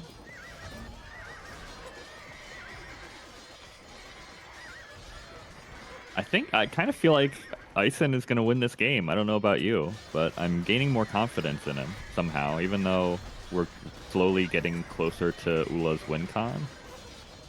It feels like that's Ullah's only win con. I don't know if he's ever going to be able to actually kill Eis3n before Res runs out anymore. I'm just waiting for Eis3n to delete his trade. He's trying to push still, but he's just advancing with his paladin without having the siege with it. He's I think because he doesn't want to. He doesn't want to lose the siege, right? That's why he's. Yes. Is he clearing walls? Not really clearing walls. Well, he's trying to. His troops aren't hitting anything. Oh well, that gate, yeah, go. but like not the wall that's. Not the wall that he's clear trying to these get walls through. out, and then you make your walls where Ullah's foundations are right now. I know. And then you're trebbing. Easy. Yeah, and then and only then you're moving your siege archers forward because you don't want to lose them, so you keep them behind walls. But it still feels like that's just a bad fight. Yeah, this is a bad fight. I don't know about this one. And to take good fights with students, you kind of need the SO, so I think that also has some merit as an argument. He's also cleared up. And if he's taking the bad north. fights, if he's taking the bad fights, then he doesn't have meat shield anymore, and then he loses the onagers. There's 80 paladin in the north for Eis3n now, so he doesn't have very much in the south at all.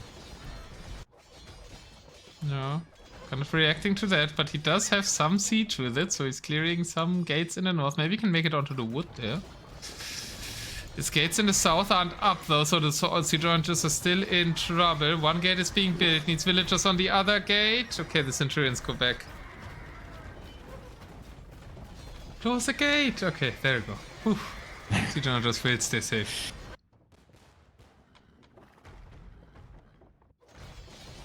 Can Eis3n, is there any path through these walls? Kind of, there is, actually. There's a hole here, there's a hole there. But they don't get in further than the relic, right? Yeah, I don't think so.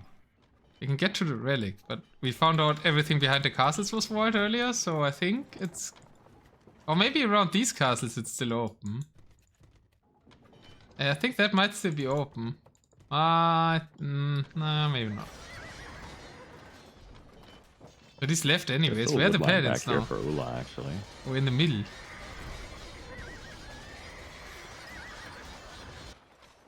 There's a wood line? Oh yeah, in the trade.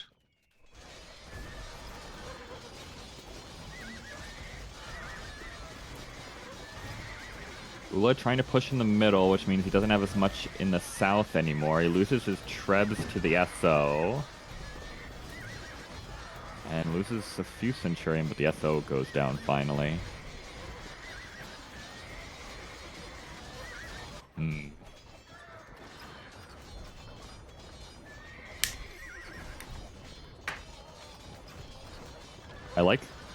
I think I like that Ullah is playing sides now. It felt like he was slowly getting ground down in the south. Don't know. You think Ullah needs to change it up? You're still thinking like Eis3n is pushing in the south? I think he was, right? I mean, he gained quite a bit of ground with the walls he's behind right now. Then Ullah starts switching sides and forcing Eis3n to pull away.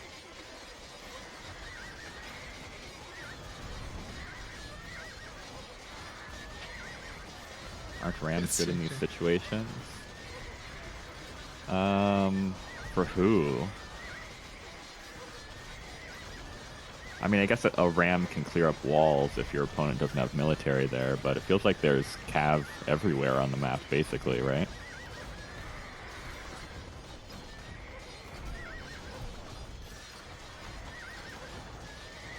Rams cost wood. It's also true, yeah.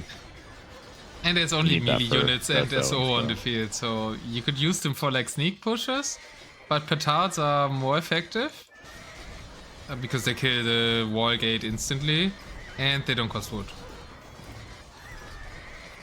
So Ullah once said to me, you can also use Rams, but they're slower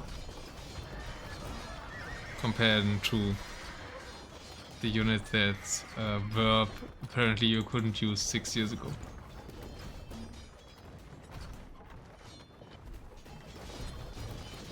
Why didn't either player mix in helps, lose the 1v1 fight against all the units on the field and cost wood?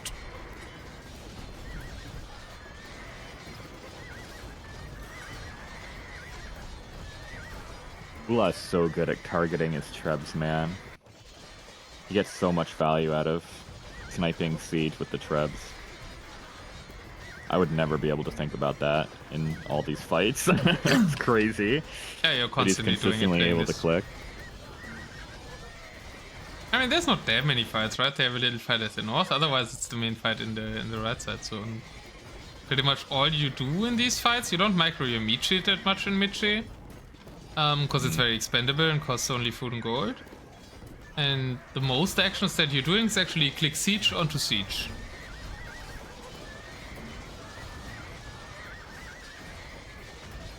That way, that counts traps as well as onagers. Right, yeah. But you don't click the Scorpions that much, I guess, but traps and onagers and bombard cannons. And then you sometimes take like 5 to 10 units, like 5 to 10 of the Centurions or the Paladin, and try to snipe the siege of the opponent.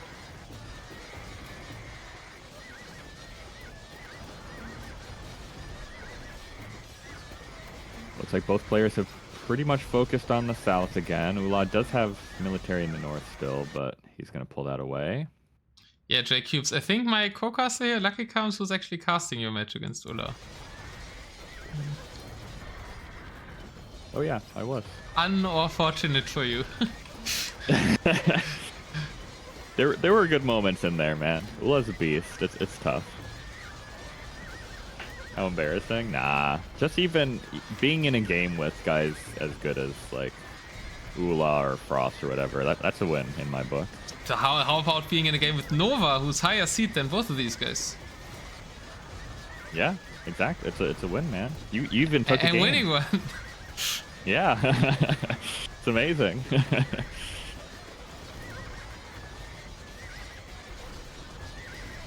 I would have been so happy about that 1-2 if you would have said that I get the 1 win with Ulla if you told me before that, but I was really angry at myself after that. Yeah, it's tough when you win the first one, right? And then I guess it's technically a reverse sweep, even though it kind of isn't in a best of 3. But it's not as much about that. It's just as about I did a lot of things in game 2 especially that I absolutely knew were wrong, and I did them regardless. Second cut in that matchup, not doing vertical walls are the biggest 2. It's more about, like, yeah. Oftentimes it's more about how you play yourself and that you did yourself did stupid things, and less about the result. Yeah, that's always the tough in RM and stuff too, right? It's like, it's more frustrating if you know you're doing it wrong. If you look back after and you're like, oh yeah, okay, I could have done this or this, it's one thing. But if you know you should have thought of it in the moment and you didn't do it, it's like a whole different thing. Oh, it's Nova higher seed. It's a different game mode than open map DM, guys. Also, Eis3n would never be like Eis3n was 4 divisions lower than, or kind of next season will be what, 7 divisions lower than Ulla, and you can see here that they evenly matched on Michi, right?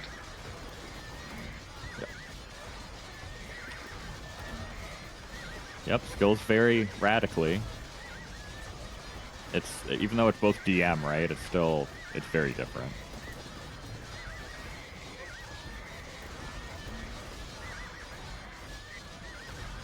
It does help.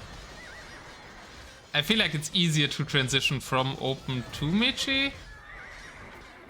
A bit with RM DM, I guess. I think it's harder to learn RM if you only know DM. A bit easier the other way around. And I think it would be the same here. Versus like RM Michi, do you think it would be easier still? I think the way I felt like playing this for a week last week was like it was faster for me to get into Michi than it was for Eis3n to get into O. Interesting. I guess that's true. I would agree with that.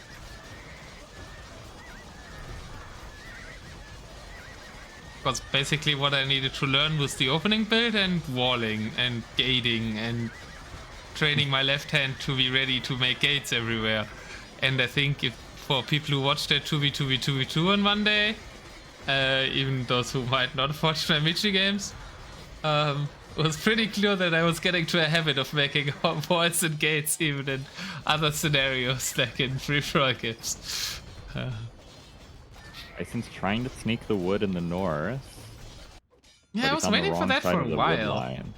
Oh. He's on the opposite side of the wood line to his lumber camp. And now it's on to a trip to the gate hole. Let's follow the villagers. Oh my god. They're never gonna... Well, maybe they will. How do they get through? They're making you. Okay, there we go. Yeah, maybe here? Between the teal and the red wall there, to the right side of the outpost? I think there's a hole. Yeah, I think you're right. One is going there. Yeah, we can follow okay, her. There we go. She's going through the maze. Oh, never mind. Oh She has to go god. longer. What? Where is she going?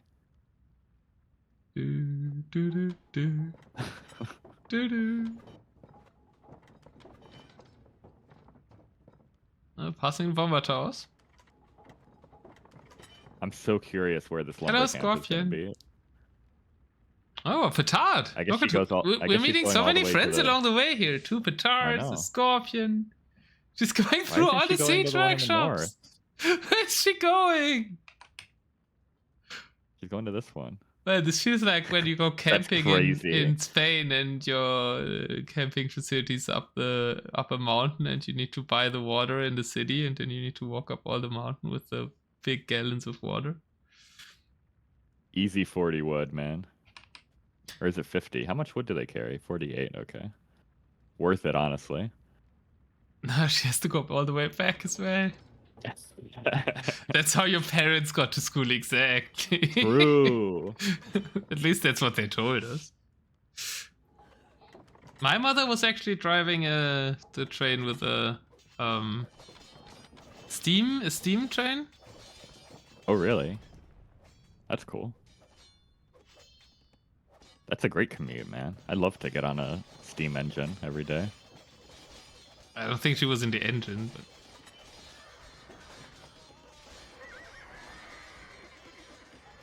yeah, apparently they hadn't electrified that train track yet in the, I don't know, 60s. It's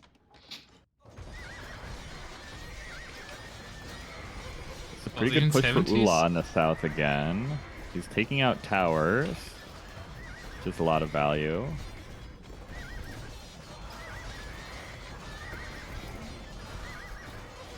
We had a 26 petards, by the way. We saw the petards on the ladies' woodway, but oh yeah, you're right. you need to follow them as well. Don't blow up on this wall. That feels moot. You gotta skirt around those Centurions. Where are they going? Where are they going? Is that blocked by trees still here?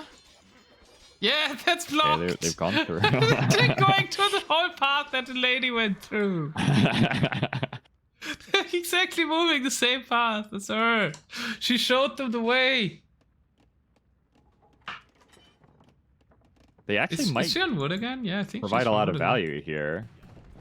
But there's no army with it, right? That and that. I mean, it's kind of close to being through. No, not that gate. That was open regardless. They need to get one more layer. They're not gonna make it. They're gonna make it. They're gonna make it. They're gonna make it. Don't go into a gate, okay? Yes. Okay. I mean, it's still one more layer, but massive value. Ullah is rewalling though already. Ullah still has so much stone in the bank, so the value is as high. Eis3n's gonna try and wall out the wood line a little bit more. Well, I know why I got a co-caster now. I was a bit worried after game 1 that I was like, hey, I need a co-caster for this. Because this might go long because they're so closely matched, and then game 1 was so short. It's so tough with this tournament, man. I never know, like, do I need to prepare to do something after a set? Is it going to be like an hour for the whole set, or is it going to be like 5? It's so tough. Instead of 1k beating a 1.6k, I think this is the furthest removed from their displayed RM elo of a game mode as it can be. Most pros in this game mode don't play RM. Like, even less than in DM. I don't know what... I have no idea what Eis3n's real RM elo would be, but Ullah's, I'm quite sure, would be much higher than 1600. If he plays. No, Ullah might actually play. Yeah. Does he? I don't know, actually. Well, Eis3n's is supposedly 1002. But...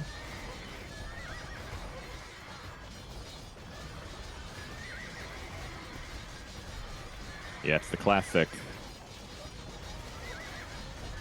We saw need it to a check bit their profiles. I mean, there's not much like, happening, right? Yeah. You know, if there's something happening, I gotta check their profiles.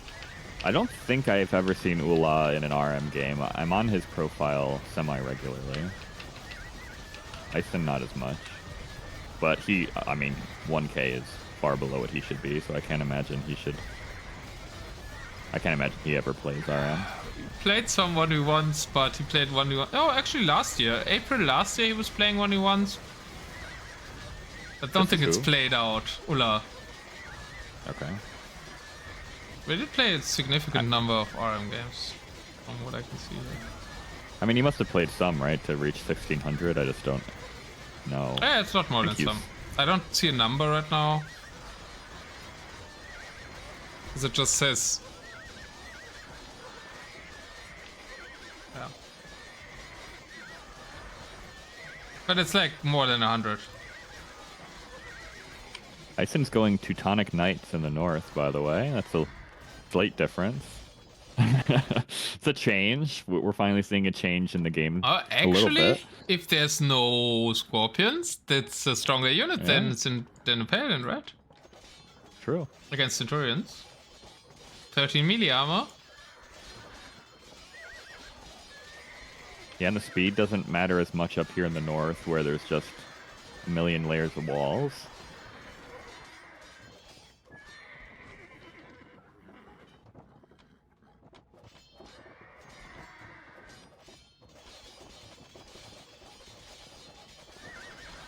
Calculating how much res a Civ uses on average after each match would be useful, says Breeze. I bet someone has a spreadsheet of what Civ uses each res per minute or something. Seems like something you could figure out, probably. Okay. I can just look at it in-game, the amount of games. So, that was way easier. Ullah has actually played he's played 700 RM ranked 1v1s. So it's really 1600. Eis3n, on the other hand side, has played 30. Okay. And probably long ago. But you said Ullah hasn't played in like a year, didn't you? So that he might not be 1600 anymore. He last played July last year, yeah. But I mean, he did play. Yeah. I don't know if you don't improve over 1600 if you don't train it. You don't, even if you're playing DM and stuff? Eis3n has also last played July last year, and he's only played in June and July last year. That's so funny. 30 games of RM. I mean, otherwise I would be much higher, right? I think the mechanics get you to like they get you like to 1600, and the game sets that you have from DM, but you actually need to work on your RM if you want to go past 1600.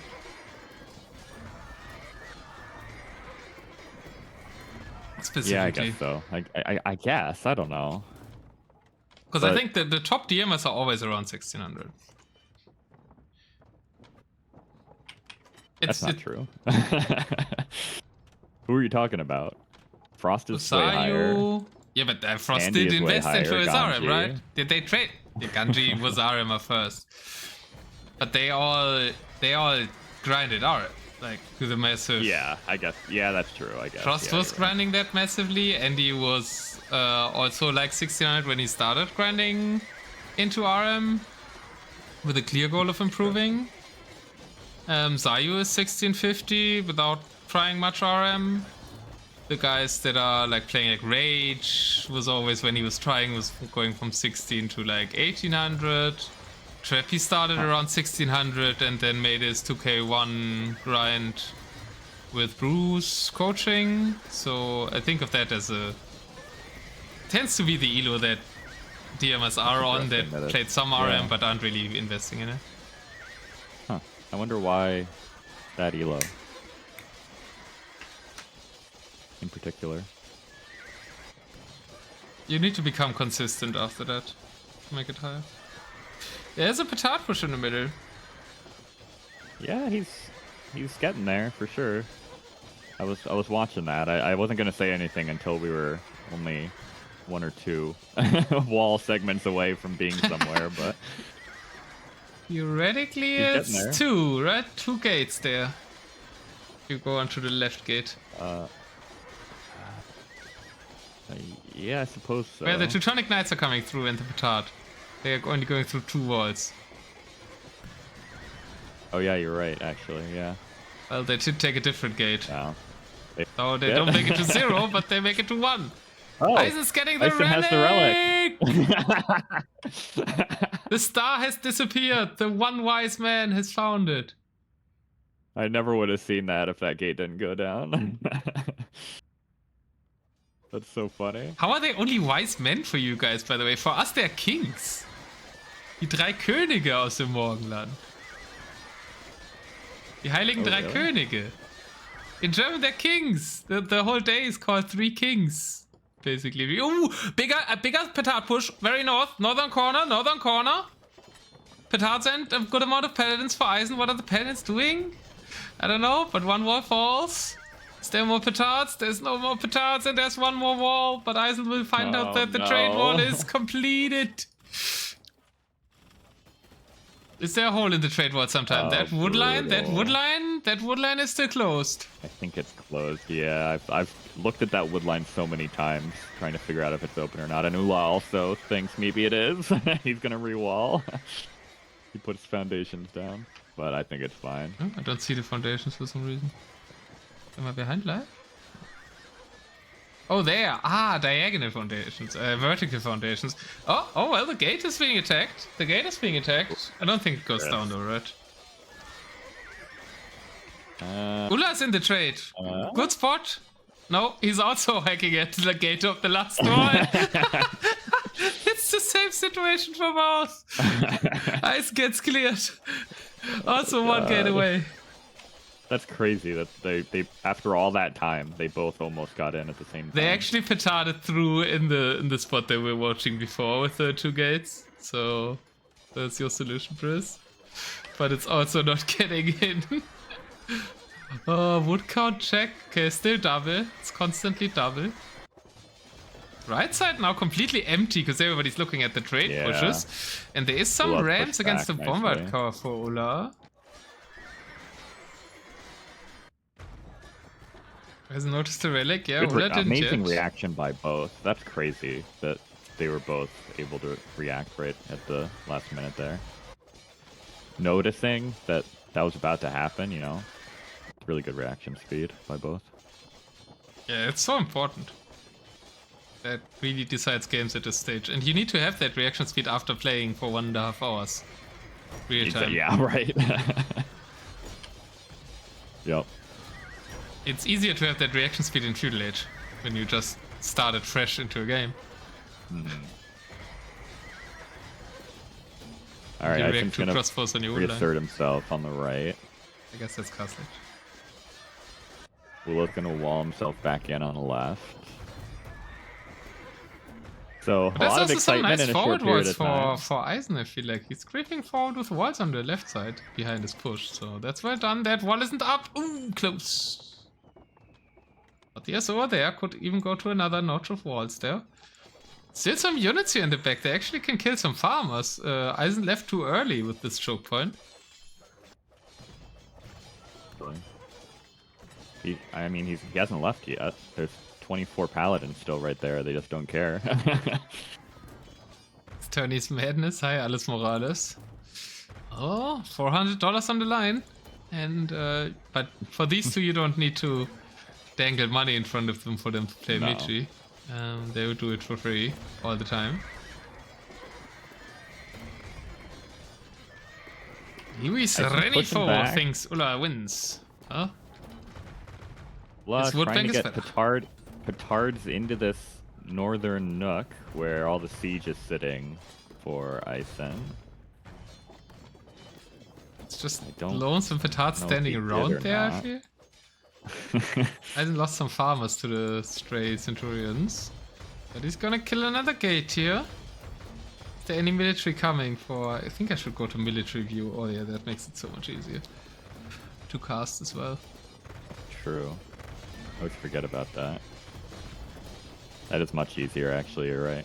Now I see where the armies are. I mean, you see the walls a bit less bad, but you still see the walls actually. It's quite nicely designed. Good job, Buzzy.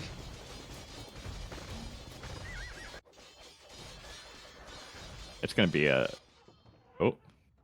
Got chatter. 3 hours into the game. We have our first... Well, I guess not the first. I think complain about the wood lines first, right? Who? How much can you bench press, bro? That's the new. Was that the first chatter? Yeah, that was right. I think so, yeah. Do you know what he means? I mean, obviously, besides the obvious meaning, and how it relates to the game, I guess. Somebody else asked that question. Who was it? Was it in the tail feather set I cast? Somebody else asked how much someone benched. Well, So it it wasn't must be a me. thing. It wasn't my games. Nobody asked me that, and I didn't ask anybody.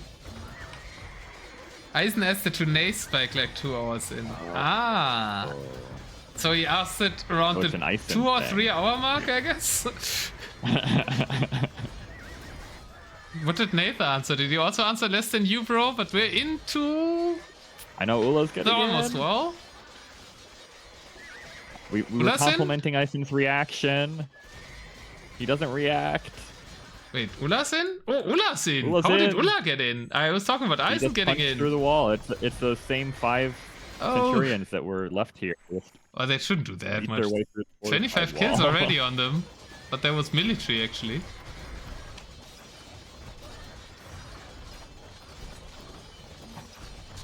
Why is it so I think loud? Eis3n's push is scarier, though.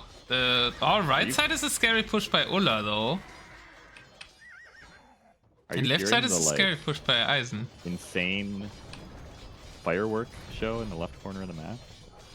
Yes, that's always the case. It is? All the siege janitor shots, for some reason, get reproduced in-game as in capture age in the left side corner. I guess I did know that now that you say Legacy phenomenon. That's crazy. It's always been. So the left side corner is something I normally never want to show when casting because it's so loud. That's where the action is right now, where all the action is. I don't know if Eis3n's noticed this yet. Is there any reaction? Don't think he has. He might be looking at his own push. He might be looking at the very scary push of Ullah to the right side, where he's also almost in. Both kind of through the last layer of walls there, yeah. Only one layer on the left side for Ullah and only one layer on the right side for Eis3n. I feel like we need like key race alerts like in US elections. Just one layer alert, big pumping up on the screen. And we've got a 1 layer alert from the state of ullah1999. Predicted to get in the trade is Eis3n. We were saying Eis3n might need to delete his trade. Well, I guess maybe Ullah's going to delete it for him. We'll see if it ends up helping Eis3n like we thought it might. He doesn't want to yet. He still has 50k wood. I thought this would happen earlier. The wood is really going much longer than I thought, but that's because they're only making paladins and centurions now. Yeah, yep. Actually, Eis3n still has 24 SO. Here comes more petards for Eis3n in the north. Can try and get through again. And more petards for Ullah in the middle as well. Oh, God. The timings are too similar. Maybe he can take the castle? Is it worth to take the castle? I guess not. But that part was already open, so Eis3n isn't doing anything with his petards, really. They get taken off. Ullah is how many walls away? 4 walls away with his petard push, so it's also not that scary. Eis3n rewalling on the right side. Anymore. He's already back there. Yeah. He's already killed like how much trade? Like 50, He's killed 50, right? yeah. Yeah. Yeah. There's no reaction to it. Oh no, there's a reaction to it. Never mind. There's paladins. There's paladins. There's paladins. Oh, finally. Okay, it's reacted. Good. It's fine. Oh, he has more military. He has enough gold. He has 80k gold. I think it's fine to go down to 100 here for a bit. SSO on the left side. In the north. And a lot of traps, exactly. So, I mean, Ullah's panic walling, but the trebs are taking out the walls. Eis3n has walled his push from the left and from the right. Ullah could notice he could delete 2 tiles of walls here, actually, to get into the traps. Because inside Eis3n's wall there is an Ullah wall.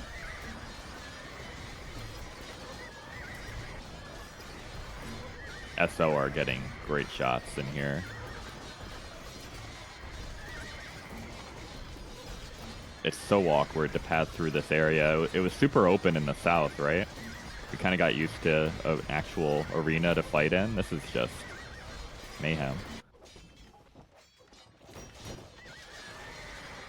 I think it gets cleared.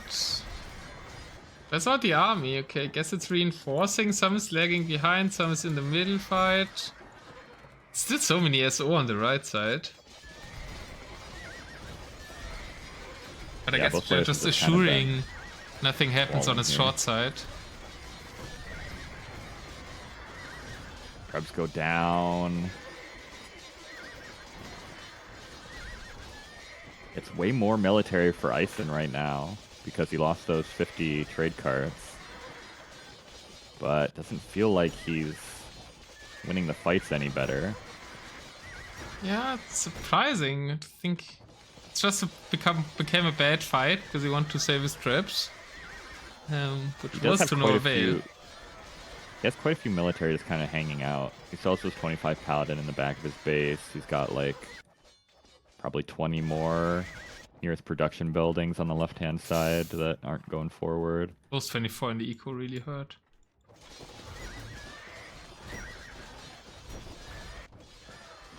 Yeah, Ulla has no idols.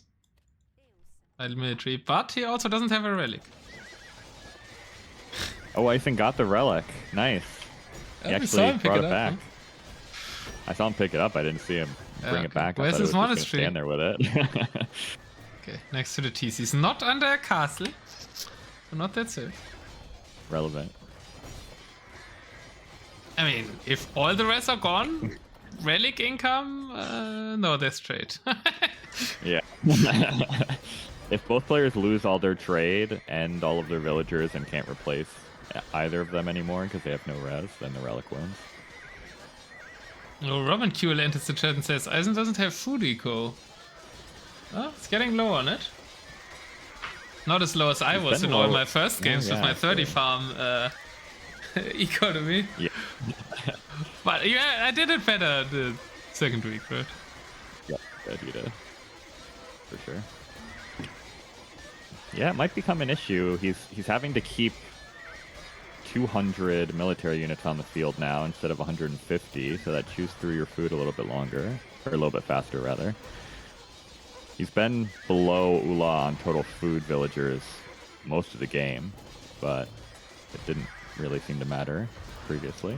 I like Mojito's proposal that relic victory should be on, because then if you steal the opponent's relic, I mean it's hard to do, right? To steal the opponent's relic. But if you get two, you feel like you should get something for it, and not just a little bit more gold trickle. Where is Ullah's relic? Have you ever seen it? Yeah, it's where in the middle next to his castles. Where the paladins were trying to get in at some point. That's right. Oh yeah, you're right. I see it. I'd be down, honestly. If you push far enough to get your opponent's relic, I think you deserve something. Yeah. But actually, if you play it on standard victory, that would enable wonder victory. Yeah, and you can't do that. That might not That be would be optimal. not good. That would be not good.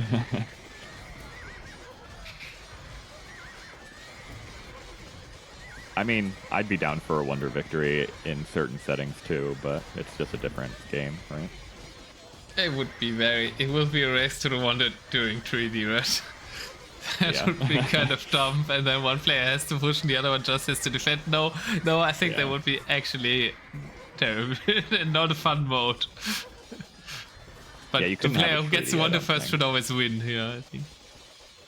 You definitely could not have a treaty.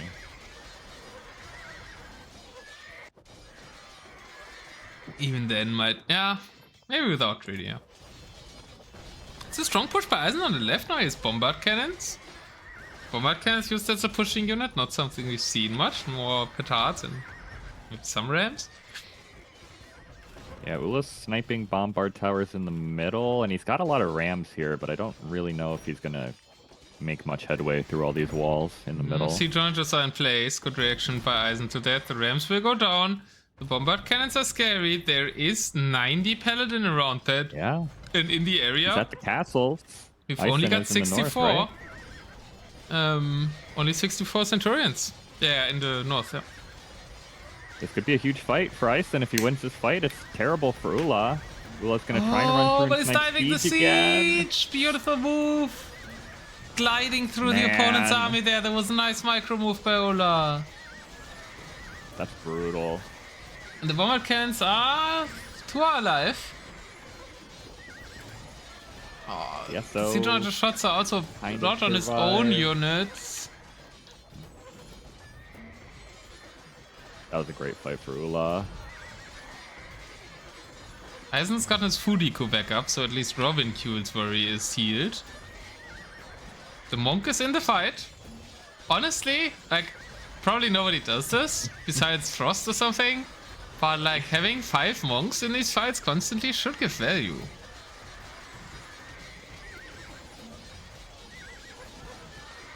Just for healing. And I guess. I mean, they're basically free, right? With the gold cost. I guess they cost the one. Healing, yeah. They true. cost one pop. Yeah. Yeah, not for conversions. It's not elephants, but Who I gets, thought for healing. Who gets AoE monks healing? Saracens. Saracen monks would be great, yeah. Right? Yeah. Siv's already too strong. Yeah. They are. That's true. LCM? I'm not sure what that means. Yeah, not much other fighting. Ulla's trying to push at the right side a bit. There's actually somewhat of an opening. 2 petards going forward there. Still the siege behind walls. Oh, and a trap. And a trap. Villagers open the gate. 1 petard was missing. Yes, But so if the honor just shoot, they might kill the gate. Oh, it's closed. It's up again. But now the pedants are there, I suppose. Away, yeah. So kill the petard as well. The north, it's more cav fight again. Siege has mainly died. 1 bombard cannon is shooting away. Ulla's moving a lot of petards in the middle. Yep, that's where all the Same centurions are going. But there's paladin here too. Oh jeez. It's a grind. The expected close game between these two. Yep. And imagine Eis3n wins. Yep. They have to play another. Eis3n banking up a lot of siege in the north, but he's waiting to win a fight, which I don't think... Well, he might win this fight. He's not fighting with too much, I think, though. True, that might be a deadly blow prepared. There's 6 bombard cannons, 5 traps. There's only 1 castle. There's kind of 6 castles, but there's kind of also only 1. Yeah, you only really need to kill the one to get through to the trade, right? Oh boy. We are down to 30,000 wood for Eis3n. Yeah, so I think that's why he's preparing this in the push. danger zone. He has a lot of patterns in the middle now, but that means Ulla has a lot on the left, so the push won't happen, and he can see the push now, because bombard can started firing and showed the traps. So he knows it's coming.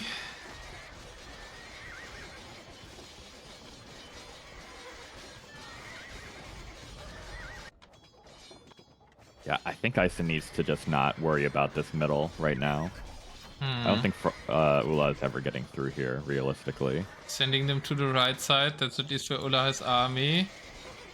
Ulla is walling a lot, yeah, he saw it, now he's walling. Yeah, it can be so tough to shift armies, right? You have your queues, you're caught in behind all those walls. It's hard to walk to the other side, especially with, like, look at the middle of the map looks. I mean, who can know where your units are going if you send them to the other side? It's a labyrinth. Yeah, still the lead trade option is there. More petards for Ulla. He gets through the walls, but there's more where that came from behind. It's 50 paladins in the Might be able north to now. all these SO. He has SO there as well. Oh, Ulla is in. Good point. But Centurions are going to snipe the siege. There's a really good push for Ulla, actually. It's scary while all the units are in the north, but that means Ulla's army is out of position though. If the siege for Eis3n can push in the north now, maybe we get a base trade. This might be the time to go. This might be the time to go if you're Eis3n in the north. Yeah, and if you lose units, you reproduce to save, but he's sending the middle army there. You should send all the middle army there to defend. You see these foundations in the south? These are new, right? For Ulla? I think they've been there for a while, actually. Oh, have they? Okay. Oh, but the forward one not. The vertical one is new. That's the one you meant, I see. But the patterns are coming back, so... it's not enough, though. The Centurions are winning this. Centurions are killing the castle. in the north. Paladins are moving forward. Siege is now slowly moving forward for Eis3n's push, but Ullah's push is somehow looking scarier, even though he has less military. I think Ullah might take it right here, to be honest. Does he have siege? There's one trap coming. There's one trap coming. That castle falls. The corner castle has fallen. This is at least not the neutral market, so he could make one a bit back. Ullah trying to get a castle down forward. Not going to happen quite yet. Reminds me of the 2 forward castles I did against Nova. Yep. Only just to push somewhere else. Maybe it will happen. It actually might happen. There's so many Centurion flooding in here. On the left side something is happening as well. Lots of layers of walls were broken. 1 layer alert on the left side. More Centurions flooding in, but the army numbers are better for Eis3n there on the left. And he might stabilize here on the right. Wall over here at the same time. It's crazy. To me. This might end up being good for Eis3n. Why is Ullah going in the middle? I guess to snipe the traps? That feels like not where this pop is needed right now. That means he's losing the left side and the right side, and those seem way more important than the middle right now. Eis3n needs to move forward with the trebs. If he can take out a castle or 2 here, it is really good for him. Siege runner shots, beautiful siege runner shots on the left side. All the Centurions being nuked. That's a great moment for Eis3n's push. And at the right side, Eis3n is clearing it. The castle is denied. The Elite Teutonic Knights are clearing the Centurions. Eis3n is turning it around. Ullah tries to commit, but there's so many walls here, the Centurions can't get through to the siege this time. Castle falls. I'm not fully sure which fight you're commentating. In both areas, kind of similar things were happening. I guess Castle Falls was the south. Castle falling in the north would be huge, though. There is trap fire only by one of the traps, though, on the 1 trade castle there for Ullah. Half HP down in the middle. We have a raid. We have open gates. Ullah is trying to make it into the trade. Even Scorpion's coming there. Traps falls on the left. Right? Ullah defends his castle. It's the last gate, but there is also a reaction, so I think the middle thing will be stopped. The right side thing is stopped, so Eis3n stabilized on the right. What's happening to Eis3n's push on the left? Still close fights, 40-40 there. Units, we said, exactly even. Paladins with first strike wins. Was that our theory?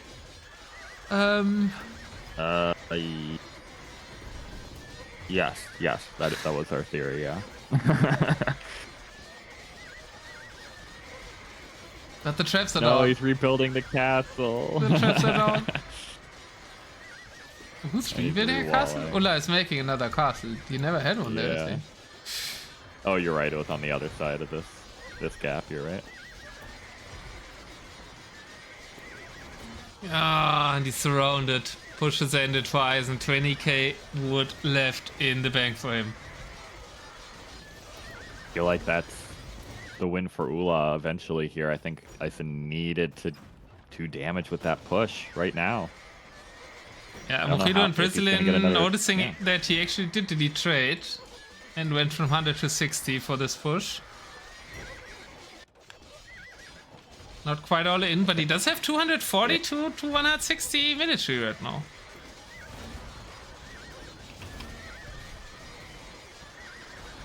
It's still scary. There's another wave coming of red on the left. There's also another wave coming for teal on the right. Yeah, Ullah's still through all these walls. That's a smaller wave. That's a smaller wave than the red wave on the left. But where's the siege? Oh, I've got Eis3n turned to red. Maybe for you it's a gray wave, but... Yeah, it's a gray wave for me. But really? You left him on gray? How do you see anything?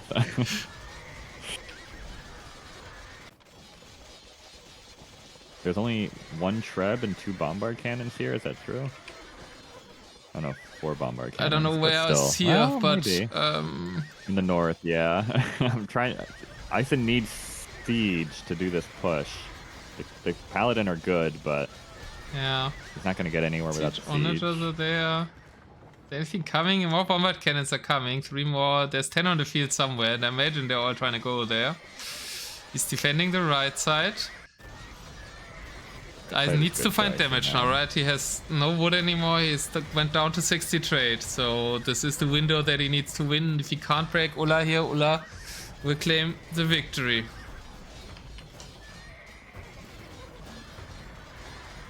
Yeah, I think this is the moment if you have a select all military hotkey, now's the time to use it. Maybe we need everything in the north never right use now, that. I think. Never use that hotkey. Select all idle military, sure. I think he needs everything here, even the stuff that's fighting in the south. I think it needs to be in the north right now. I guess he doesn't have that much down there anymore. They won't make it there in time, I think. You can delete it. True. Delete the southern military. I think that's faster than moving it. Yeah. Yeah, that's true, actually.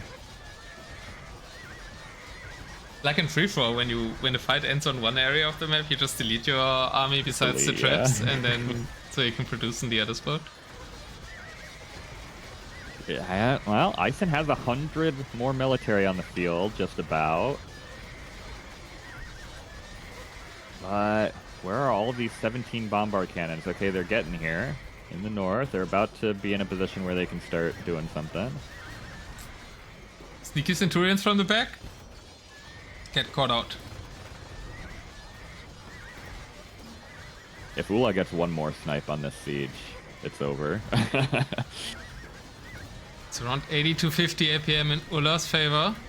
But let's switch back to 80, I guess. Petards! Petards attempting to snipe the siege. As much as I'm rooting for Petards, well. I want to game 3, I guess. Can, I guess. Castle Although Falls. It's all castles. I don't know. Castle Falls. This might work. Ullah's descending to the south. That's optimistic. Think he needs to send everything to the north. Realize that Eis3n has went low eco. There's only one more wall left. And there's still lots of paladins in the south as well. So Ullah's really not going to find value down there. I'm showing it 2-factor. You could see for yourself.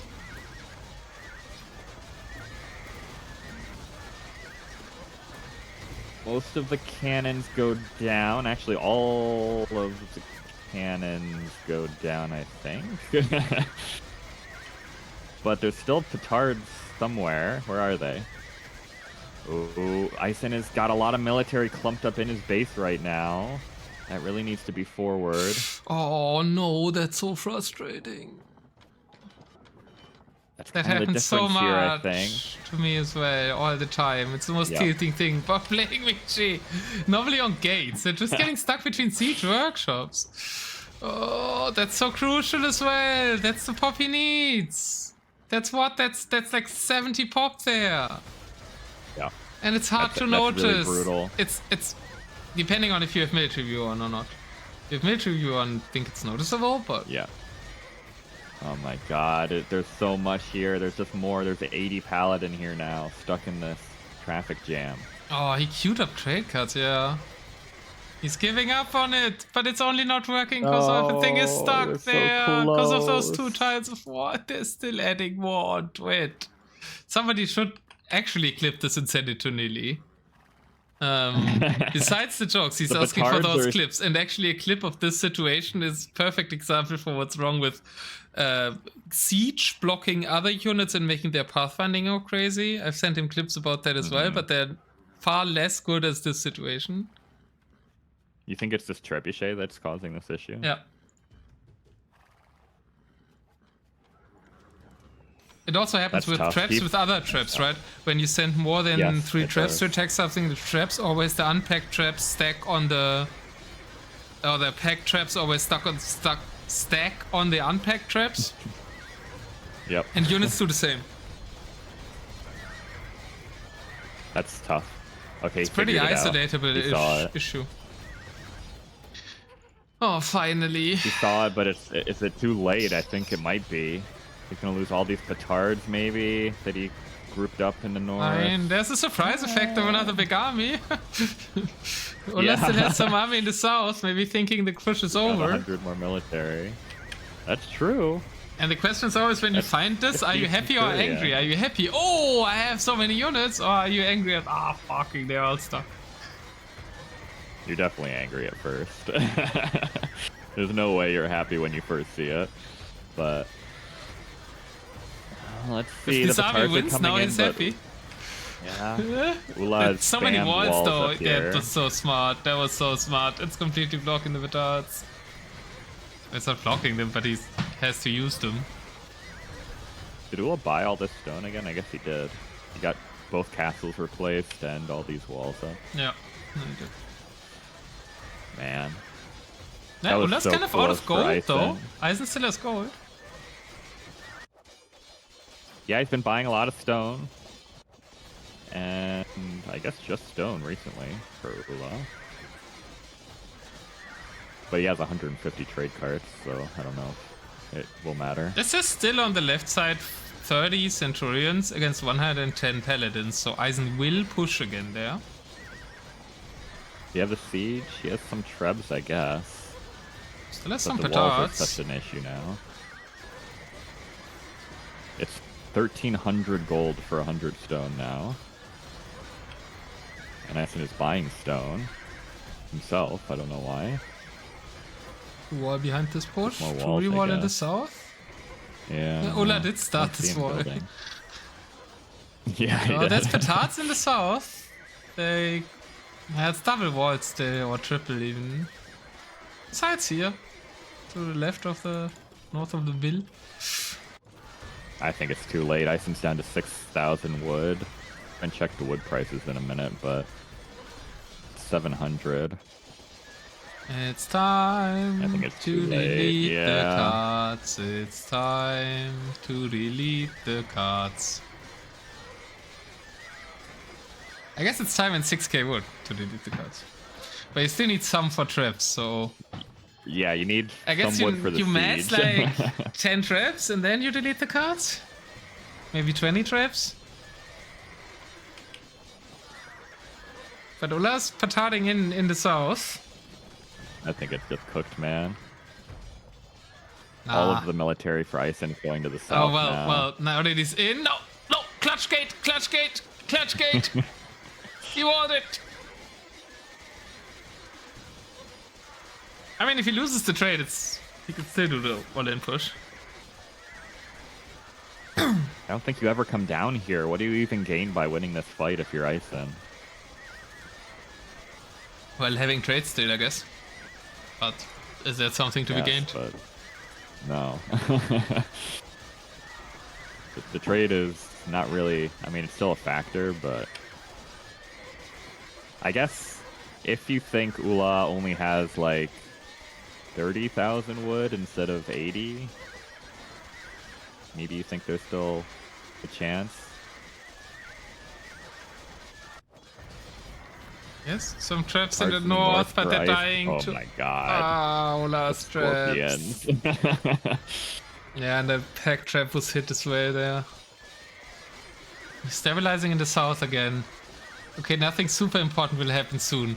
I will trust on your voice to guide the people. I'll be back in 30 seconds. Alright. It should go since 1 hour. Now's of course when we're gonna notice a bunch of petards punching into Ullah's trade line or something. But I don't think so. There are 40 petards on the field for Eis3n. Are they all going into the north? No. There's actually a lot of them in the south. I don't know for what purpose.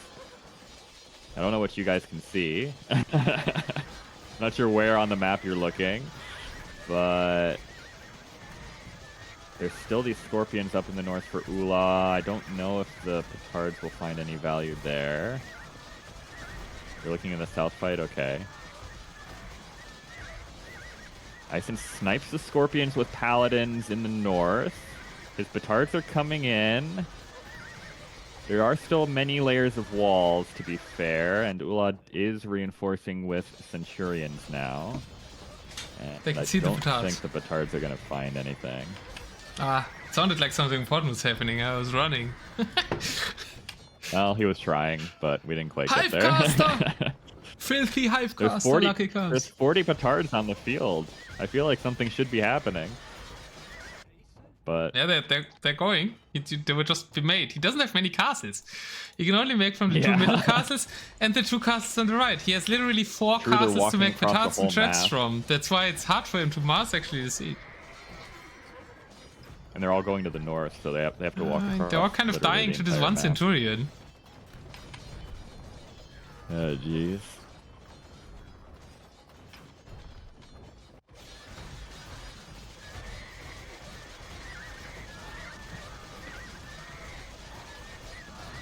Hey, Maxi. It was a good fight. It was a really good game. On both sides. Maxi, you're a resident Eis3n clipper. We need a clip for Nilly from 10 minutes ago in this stream. Yeah. True. Eis3n had some opportunities in this one, man. He was really close multiple times.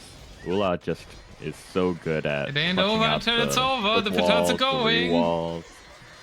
Yeah, but well, okay. And petards are on the field. The game's never over. Okay, it isn't sudden death, but still.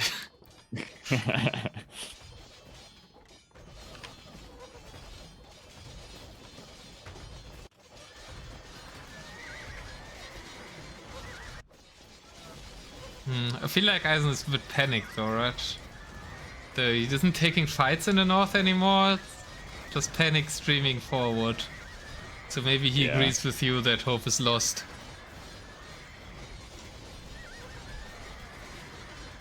I think it is. His total population is even declining. He's got nothing in the queue. His food is not looking so hot. His gold is almost gonna run out. His wood's obviously gonna run out as soon as he makes any more siege. Yeah, it's a bit too late to delete the cards now, right? Maybe we should delete them or more of them when he had 70k.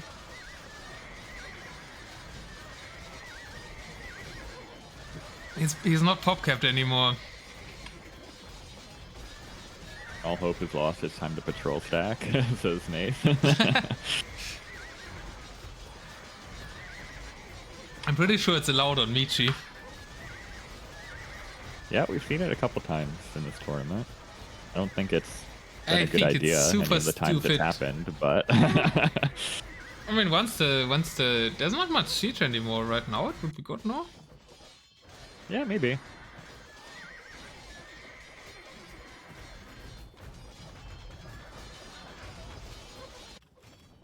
Tough game, man. For Eis3n. 4 hours. I guess 2 hours of real time. But so it feels bad to lose this one after all this time, but it was a beast, man. GG, bro, is called. Ullah does win the quarterfinals with a 4 hour and 13-minute game. You bench pressed more than me today, says Eis3n, and Ullah doesn't need to go to the gym. He is the gym. On the Paladin and the Centurions created, look at how even those numbers are. That's crazy. Such a close how even set. Those numbers are. While the numbers are too big for you to say. Yep, those numbers. Those I don't numbers. want to have to figure it out. 12,700 to 12,394. And I rounded one of them. But Ullah deservedly won the game because he made 713 of the best unit in the game, while Eis3n had a little bit of an error there and only made 404. Only.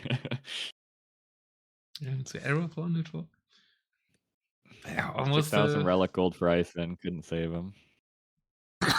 Yeah, he still has 16. I guess Ullah only has 10k right now. Eis3n actually ends the game with more gold, which, if this was runestones, would be important and a blunder, but it's not runestones. And it was over. But they literally played 2 hours and 6 minutes to die like this. 24 total castles for Ullah, only 5 for Eis3n. Yeah. Man, He wasn't great playing for game. them, right? Really good game. Maybe ETK. Maybe if he made more castles, more ETKs. Hi, Ulla. Congratulations. Yep, GG, man. That was so good. The first game obviously was really well played by Ullah, but something about the long games really bring out I the can't imagine admiration how in it me. would be losing a 4-hour game to Ulla. I can say I've never lost a 4-hour game to Ulla. Does that imply you've lost a 3-hour? I lost all kinds of hour games to Ulla, but I won a 4-hour game against Ulla, and I did never lose a 4-hour game against Ulla. I lost 30-minute games, Perfect. I lost 1-hour games, I lost 2-hour games, I think I lost a 3-hour game as well, but I never lost a 4-hour game. Nice. GG. Well. That was a great set. It's a sweep. I don't like sweeps usually, but I can't complain about what we got in that set. I know it's only the quarterfinals, but it's also a 4-hour game. I want to ask Ulla a question. Do you want to talk to us?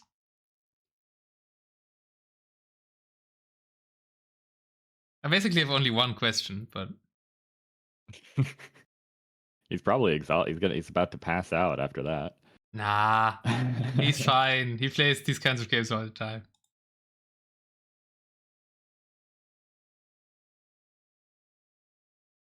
Four days of idle TC time. Yeah, almost 5 days of idle TC time for Eis3n. That was a short one, exactly.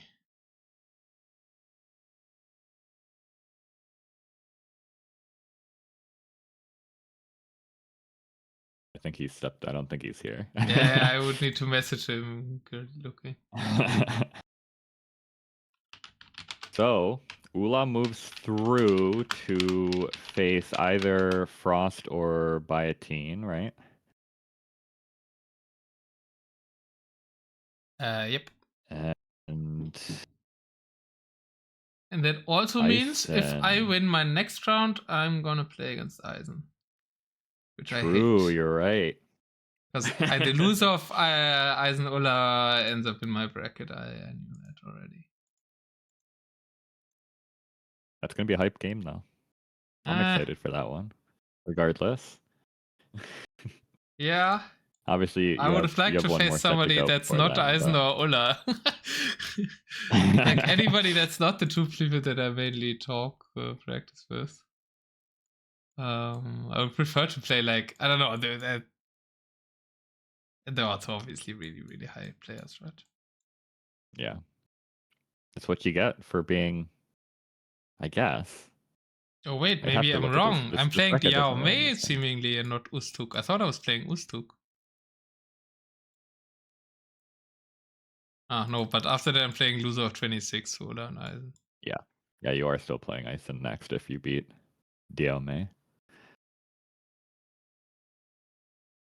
Oh, that's because I just went by seed and I guess Ustuk won his match.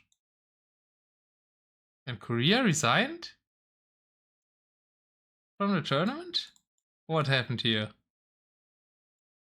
Yeah, I was looking at that the other day. Not sure what happened.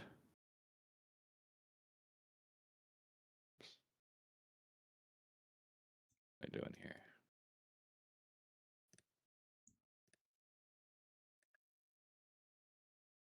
Can you give me Goldie? I would like to play against Goldie. It would be fun. I have no clue how good Goldie is actually in Michi, but it'd be fun to play against him. So I assume how this works is there's a winner's bracket final, and then the winner of the loser's bracket has one last final. Is that true? It's not really shown on this bracket where I'm looking. I'm looking at the challenge. The challenge link is above the picture. And yes, there's a winner bracket. What was your question? It's a winner bracket. Winner bracket final? Like it's just double elimination. Oh, Okay. Yeah. So yeah, you have winner bracket final, lower bracket final, and then grand final. Losers of the semifinal don't drop down, or do they? No, they don't. Drop right? down to loser round 5, as it says on challenge.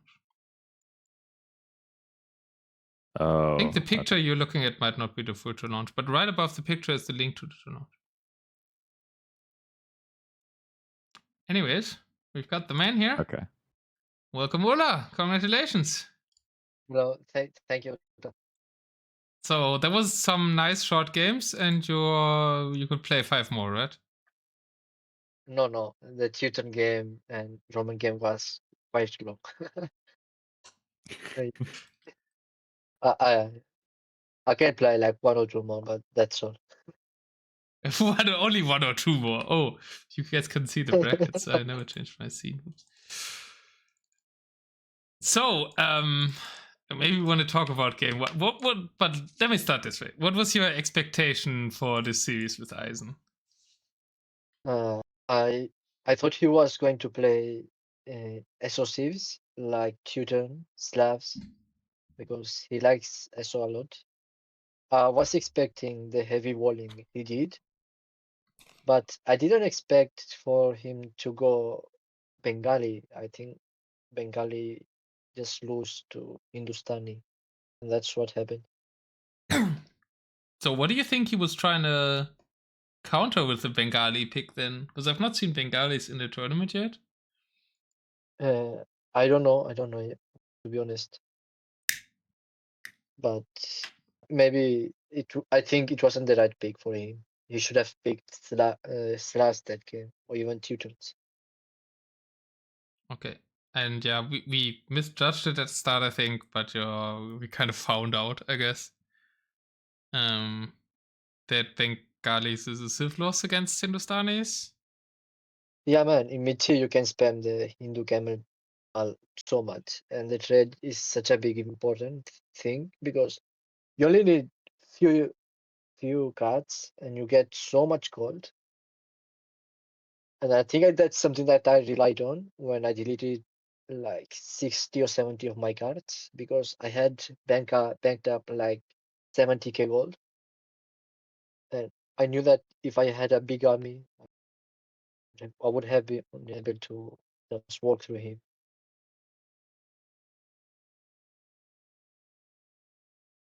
All right, LuckyKharms, do you have questions about game 1? No, I don't think so. I think we can move on to the main I event. have one question that was asked by the chat a lot about game 1. Like, also in both sets, but in second set, I think I could just explain it. But in game 1, how about, should the Bengalis add halberdiers or not? Because I remember you told me I should add halberdiers against the Saracen camel, so why not against the Hindustani camel? Yeah, they should. But and the thing is, if you make a lot of hubs, then it's going to hinder you because hubs cost a lot of wood in meeting because you can't afford to make so many hubs. But if they are going to play 2-3 sides with Hindustani, then you need hubs to stop the camels because elephants won't work, and for LA archers, you need a big mass of them to counter the camels, and the only option you have left is hubs. And in fact, in game 1, Eis3n tried to make champions, but I don't think champions are going to win with Bengali. So you would even go help Elephant Archer there on Michi? I don't know. I would try to with Bengali. I think the play should be play one spot in center and go heavy on seeds, like 40-60 scorpions, make battle elephants, and try to win as fast as you can because you can compete against Hindustani in the long run. All right. I will ask you more questions when we train more, I guess. So I'll let LuckyKharms take us to the epic game 2 now. I don't even know where to start in that game. Do I even remember the first hour of that game? how do you? I guess this is more of a, as someone who doesn't play or hasn't cast a lot of this sort of Michi DM turbo stuff. How different is it physically playing these long games here as opposed to like more open DM? Like, do you really feel it more feel more tired or whatever as the game goes on here? Because it seems like he And would. the thing is, I have a lot of Michi games in my bag. Okay.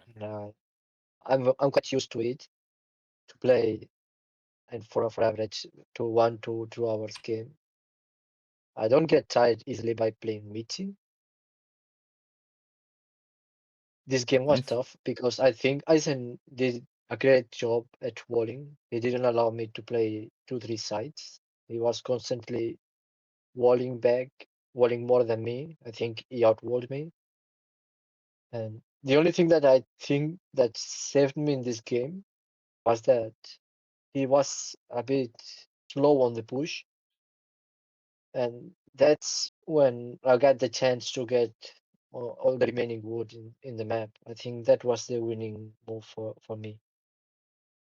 I was Nice. surprised that you were kind of both pushing at the start the like long side. Yeah, I was going to push my long side, but no, I wasn't going to. I was just going to react and play 3 sides. And if he gets left, I will go right. It was my plan. But I was surprised too to see him coming for my Yeah, long okay, I guess side. he attacked the long side for him, yeah. Yeah, I was in this game. I was just trying to react to what he was doing because I knew I won't be able to push him. He has SO, he has combat towers, he has cannons, he has Teutonic Knights. Like I think he had a lot of options to stop my push, and the only win con I think I had was the long game and try to get more wood than my opponent. Yeah, that was visible, right? You didn't want to fight, you wanted to win on wood. I have Yeah, to also there was a ask moment that why did you pick? Okay, please explain first. Yeah. there was a moment that I had a lot of army idle and I was simply gathering wood. I wasn't even fighting. Yeah, obviously we won it on wood in the end. But I remember asking you about if Romans are good, and you told me playing Romans against the Siege Civ would be a bad option, and then you do it yourself. Yeah, it was a bad option, but the thing is, I think Eisen knows I like to play camel civs, and I was fearing that he would go Inca. So I thought What? because Wow. Wow. That's a because massive mind game. You picked. I would have never thought about Inca being a thing on DMVG. yeah, I mean Romans to counter against Incas. What is the C-Mod 1? C tier? yeah, yeah maybe I thought too much and it was like an overthought, but I was feeling a bit if he picked Inca because Eisen knows my playstyle and then there's the civs I like to play. And So Kamiyuks counter, even you Incas counters. I guess Incas didn't get much worse for Michi because Eagles don't play a role. no, it's mainly Kemayuk Siege that you play with them. But Okay, but playing feels back like too wild far. cooking. Yeah. I think I should have stick with my Gurjara plan for game 2. Is Gujaras good against Titans? And they do struggle also, but I think having the ability to spam the siege elephants is also a big uh, it's a big thing in Michi. You can make out of siege elephants, let them destroy the walls, the buildings. So it's easier to switch the sides. With Romans, if you want to switch another side, you need to make petards or traps, and they are not that effective. But with Gurjara, you can make siege elephants and few cannons behind. LuckyKharms, I hope you're taking notes about the pro player lecturing us about how good Gujaras are. It makes sense the like elephant siege being so much better than like regular rams, right? I hadn't thought about how important that would be, just because they don't Yeah, cost wood. yeah, that's the thing with Gurjara, with these siege elephants. You can spam Especially them so much. Gujara ones are much better than the other siege elephants, right? And you have cannons. You can camp behind walls with them. with good channels. True Romans. So you struggle less against ESO compared to Romans. Finally, a game mode that Gurjaras can be good in. I'm glad to hear it. Desperate attempt of trying a save. LuckyKharms. How good are Dravidians? Dravidians, they do bad against siege civs because yes, you can mess a lot of siege elephants and you can make the siege onagers, but then the enemy makes cab. He has the ability to snipe your SO. You are too slow to snipe the other SO, and you have all your siege elephants clumped up in one spot, and it's hard to micro so many LA archers. It's hard to micro, like when you have 120, 150 LA archers in one spot. You will die to few onagers. You should die. Just say they're bad. Just say they're bad. You don't need to say. Yeah, they are bad. Thanks. While we're on the subject of other civs and talking about stuff, do you think there's any viability to it's Mapuche, right, that have the Bolas riders? Because Cav is so important in this game setting, right? It seems like maybe there could be something there. I don't have that expansion, so I can't tell you if they are good or no in mid-tier. Okay. Ullah's opponents, listen up. Go Mapuche. He will be surprised. Yeah. I think the ones with the Temple Guards might be better, no? Muisca? Temple Guards is food gold and it kills Cav even better. I think even more Michi because it's not a Cav archer.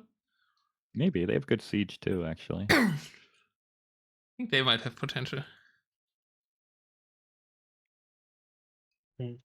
But maybe not really. I think Cav's still better. Yeah, probably. But I mean, Eis3n, if you want to pick Incas against me, maybe I counter them with Muisca. Who knows? Okay, All right, thank you, both of you, for casting the games. Thanks for GG's, playing. man. Thanks for You're a coming in. beast. Yeah. And Really good job. good luck versus Spear maybe. Probably Frost, though. Yeah, what are your chances in the next round? I still don't know that. Well, what do you think about your next round? And what's your tournament goals overall? I have played against Frost in the 2v2 tournament, and his walling is very annoying. Very annoying. I think I might struggle against that, but we will see. You guys did Also, win I a will game try to against do my Frost best. and Hazy in the last one, though, right? I think you guys won the Yeah, 4 we game won one. Yeah, it was very long game. It's almost 3 hours in real life. We won on wood. It was also tough. But I don't know, man. His walling is very annoying. Who was your partner there? Robin Kuhl. Robin. Well, I'm hyped for that matchup. If it And does Nova end was up in the being finals, Frost. right? No, Nova wasn't. Nova wasn't? Were you? Was that the my finals? games against No, I wasn't in finals either. I was in semifinals. We lost to Frost and Hazy, and then Frost and Hazy played against the Chinese team. Oh, the Chinese. And But I think your set was yes. closer than the finals. Yeah, I do think the same. I think we did better against Frost and Hazy than the Chinese player did. Oh. But it was still a long game in there, I think. I think the finals was also long, but yours was closer. Anyways, that's the last tournament. So, well, you said Frost is annoying. Yes. I did struggle. I guess that was an answer.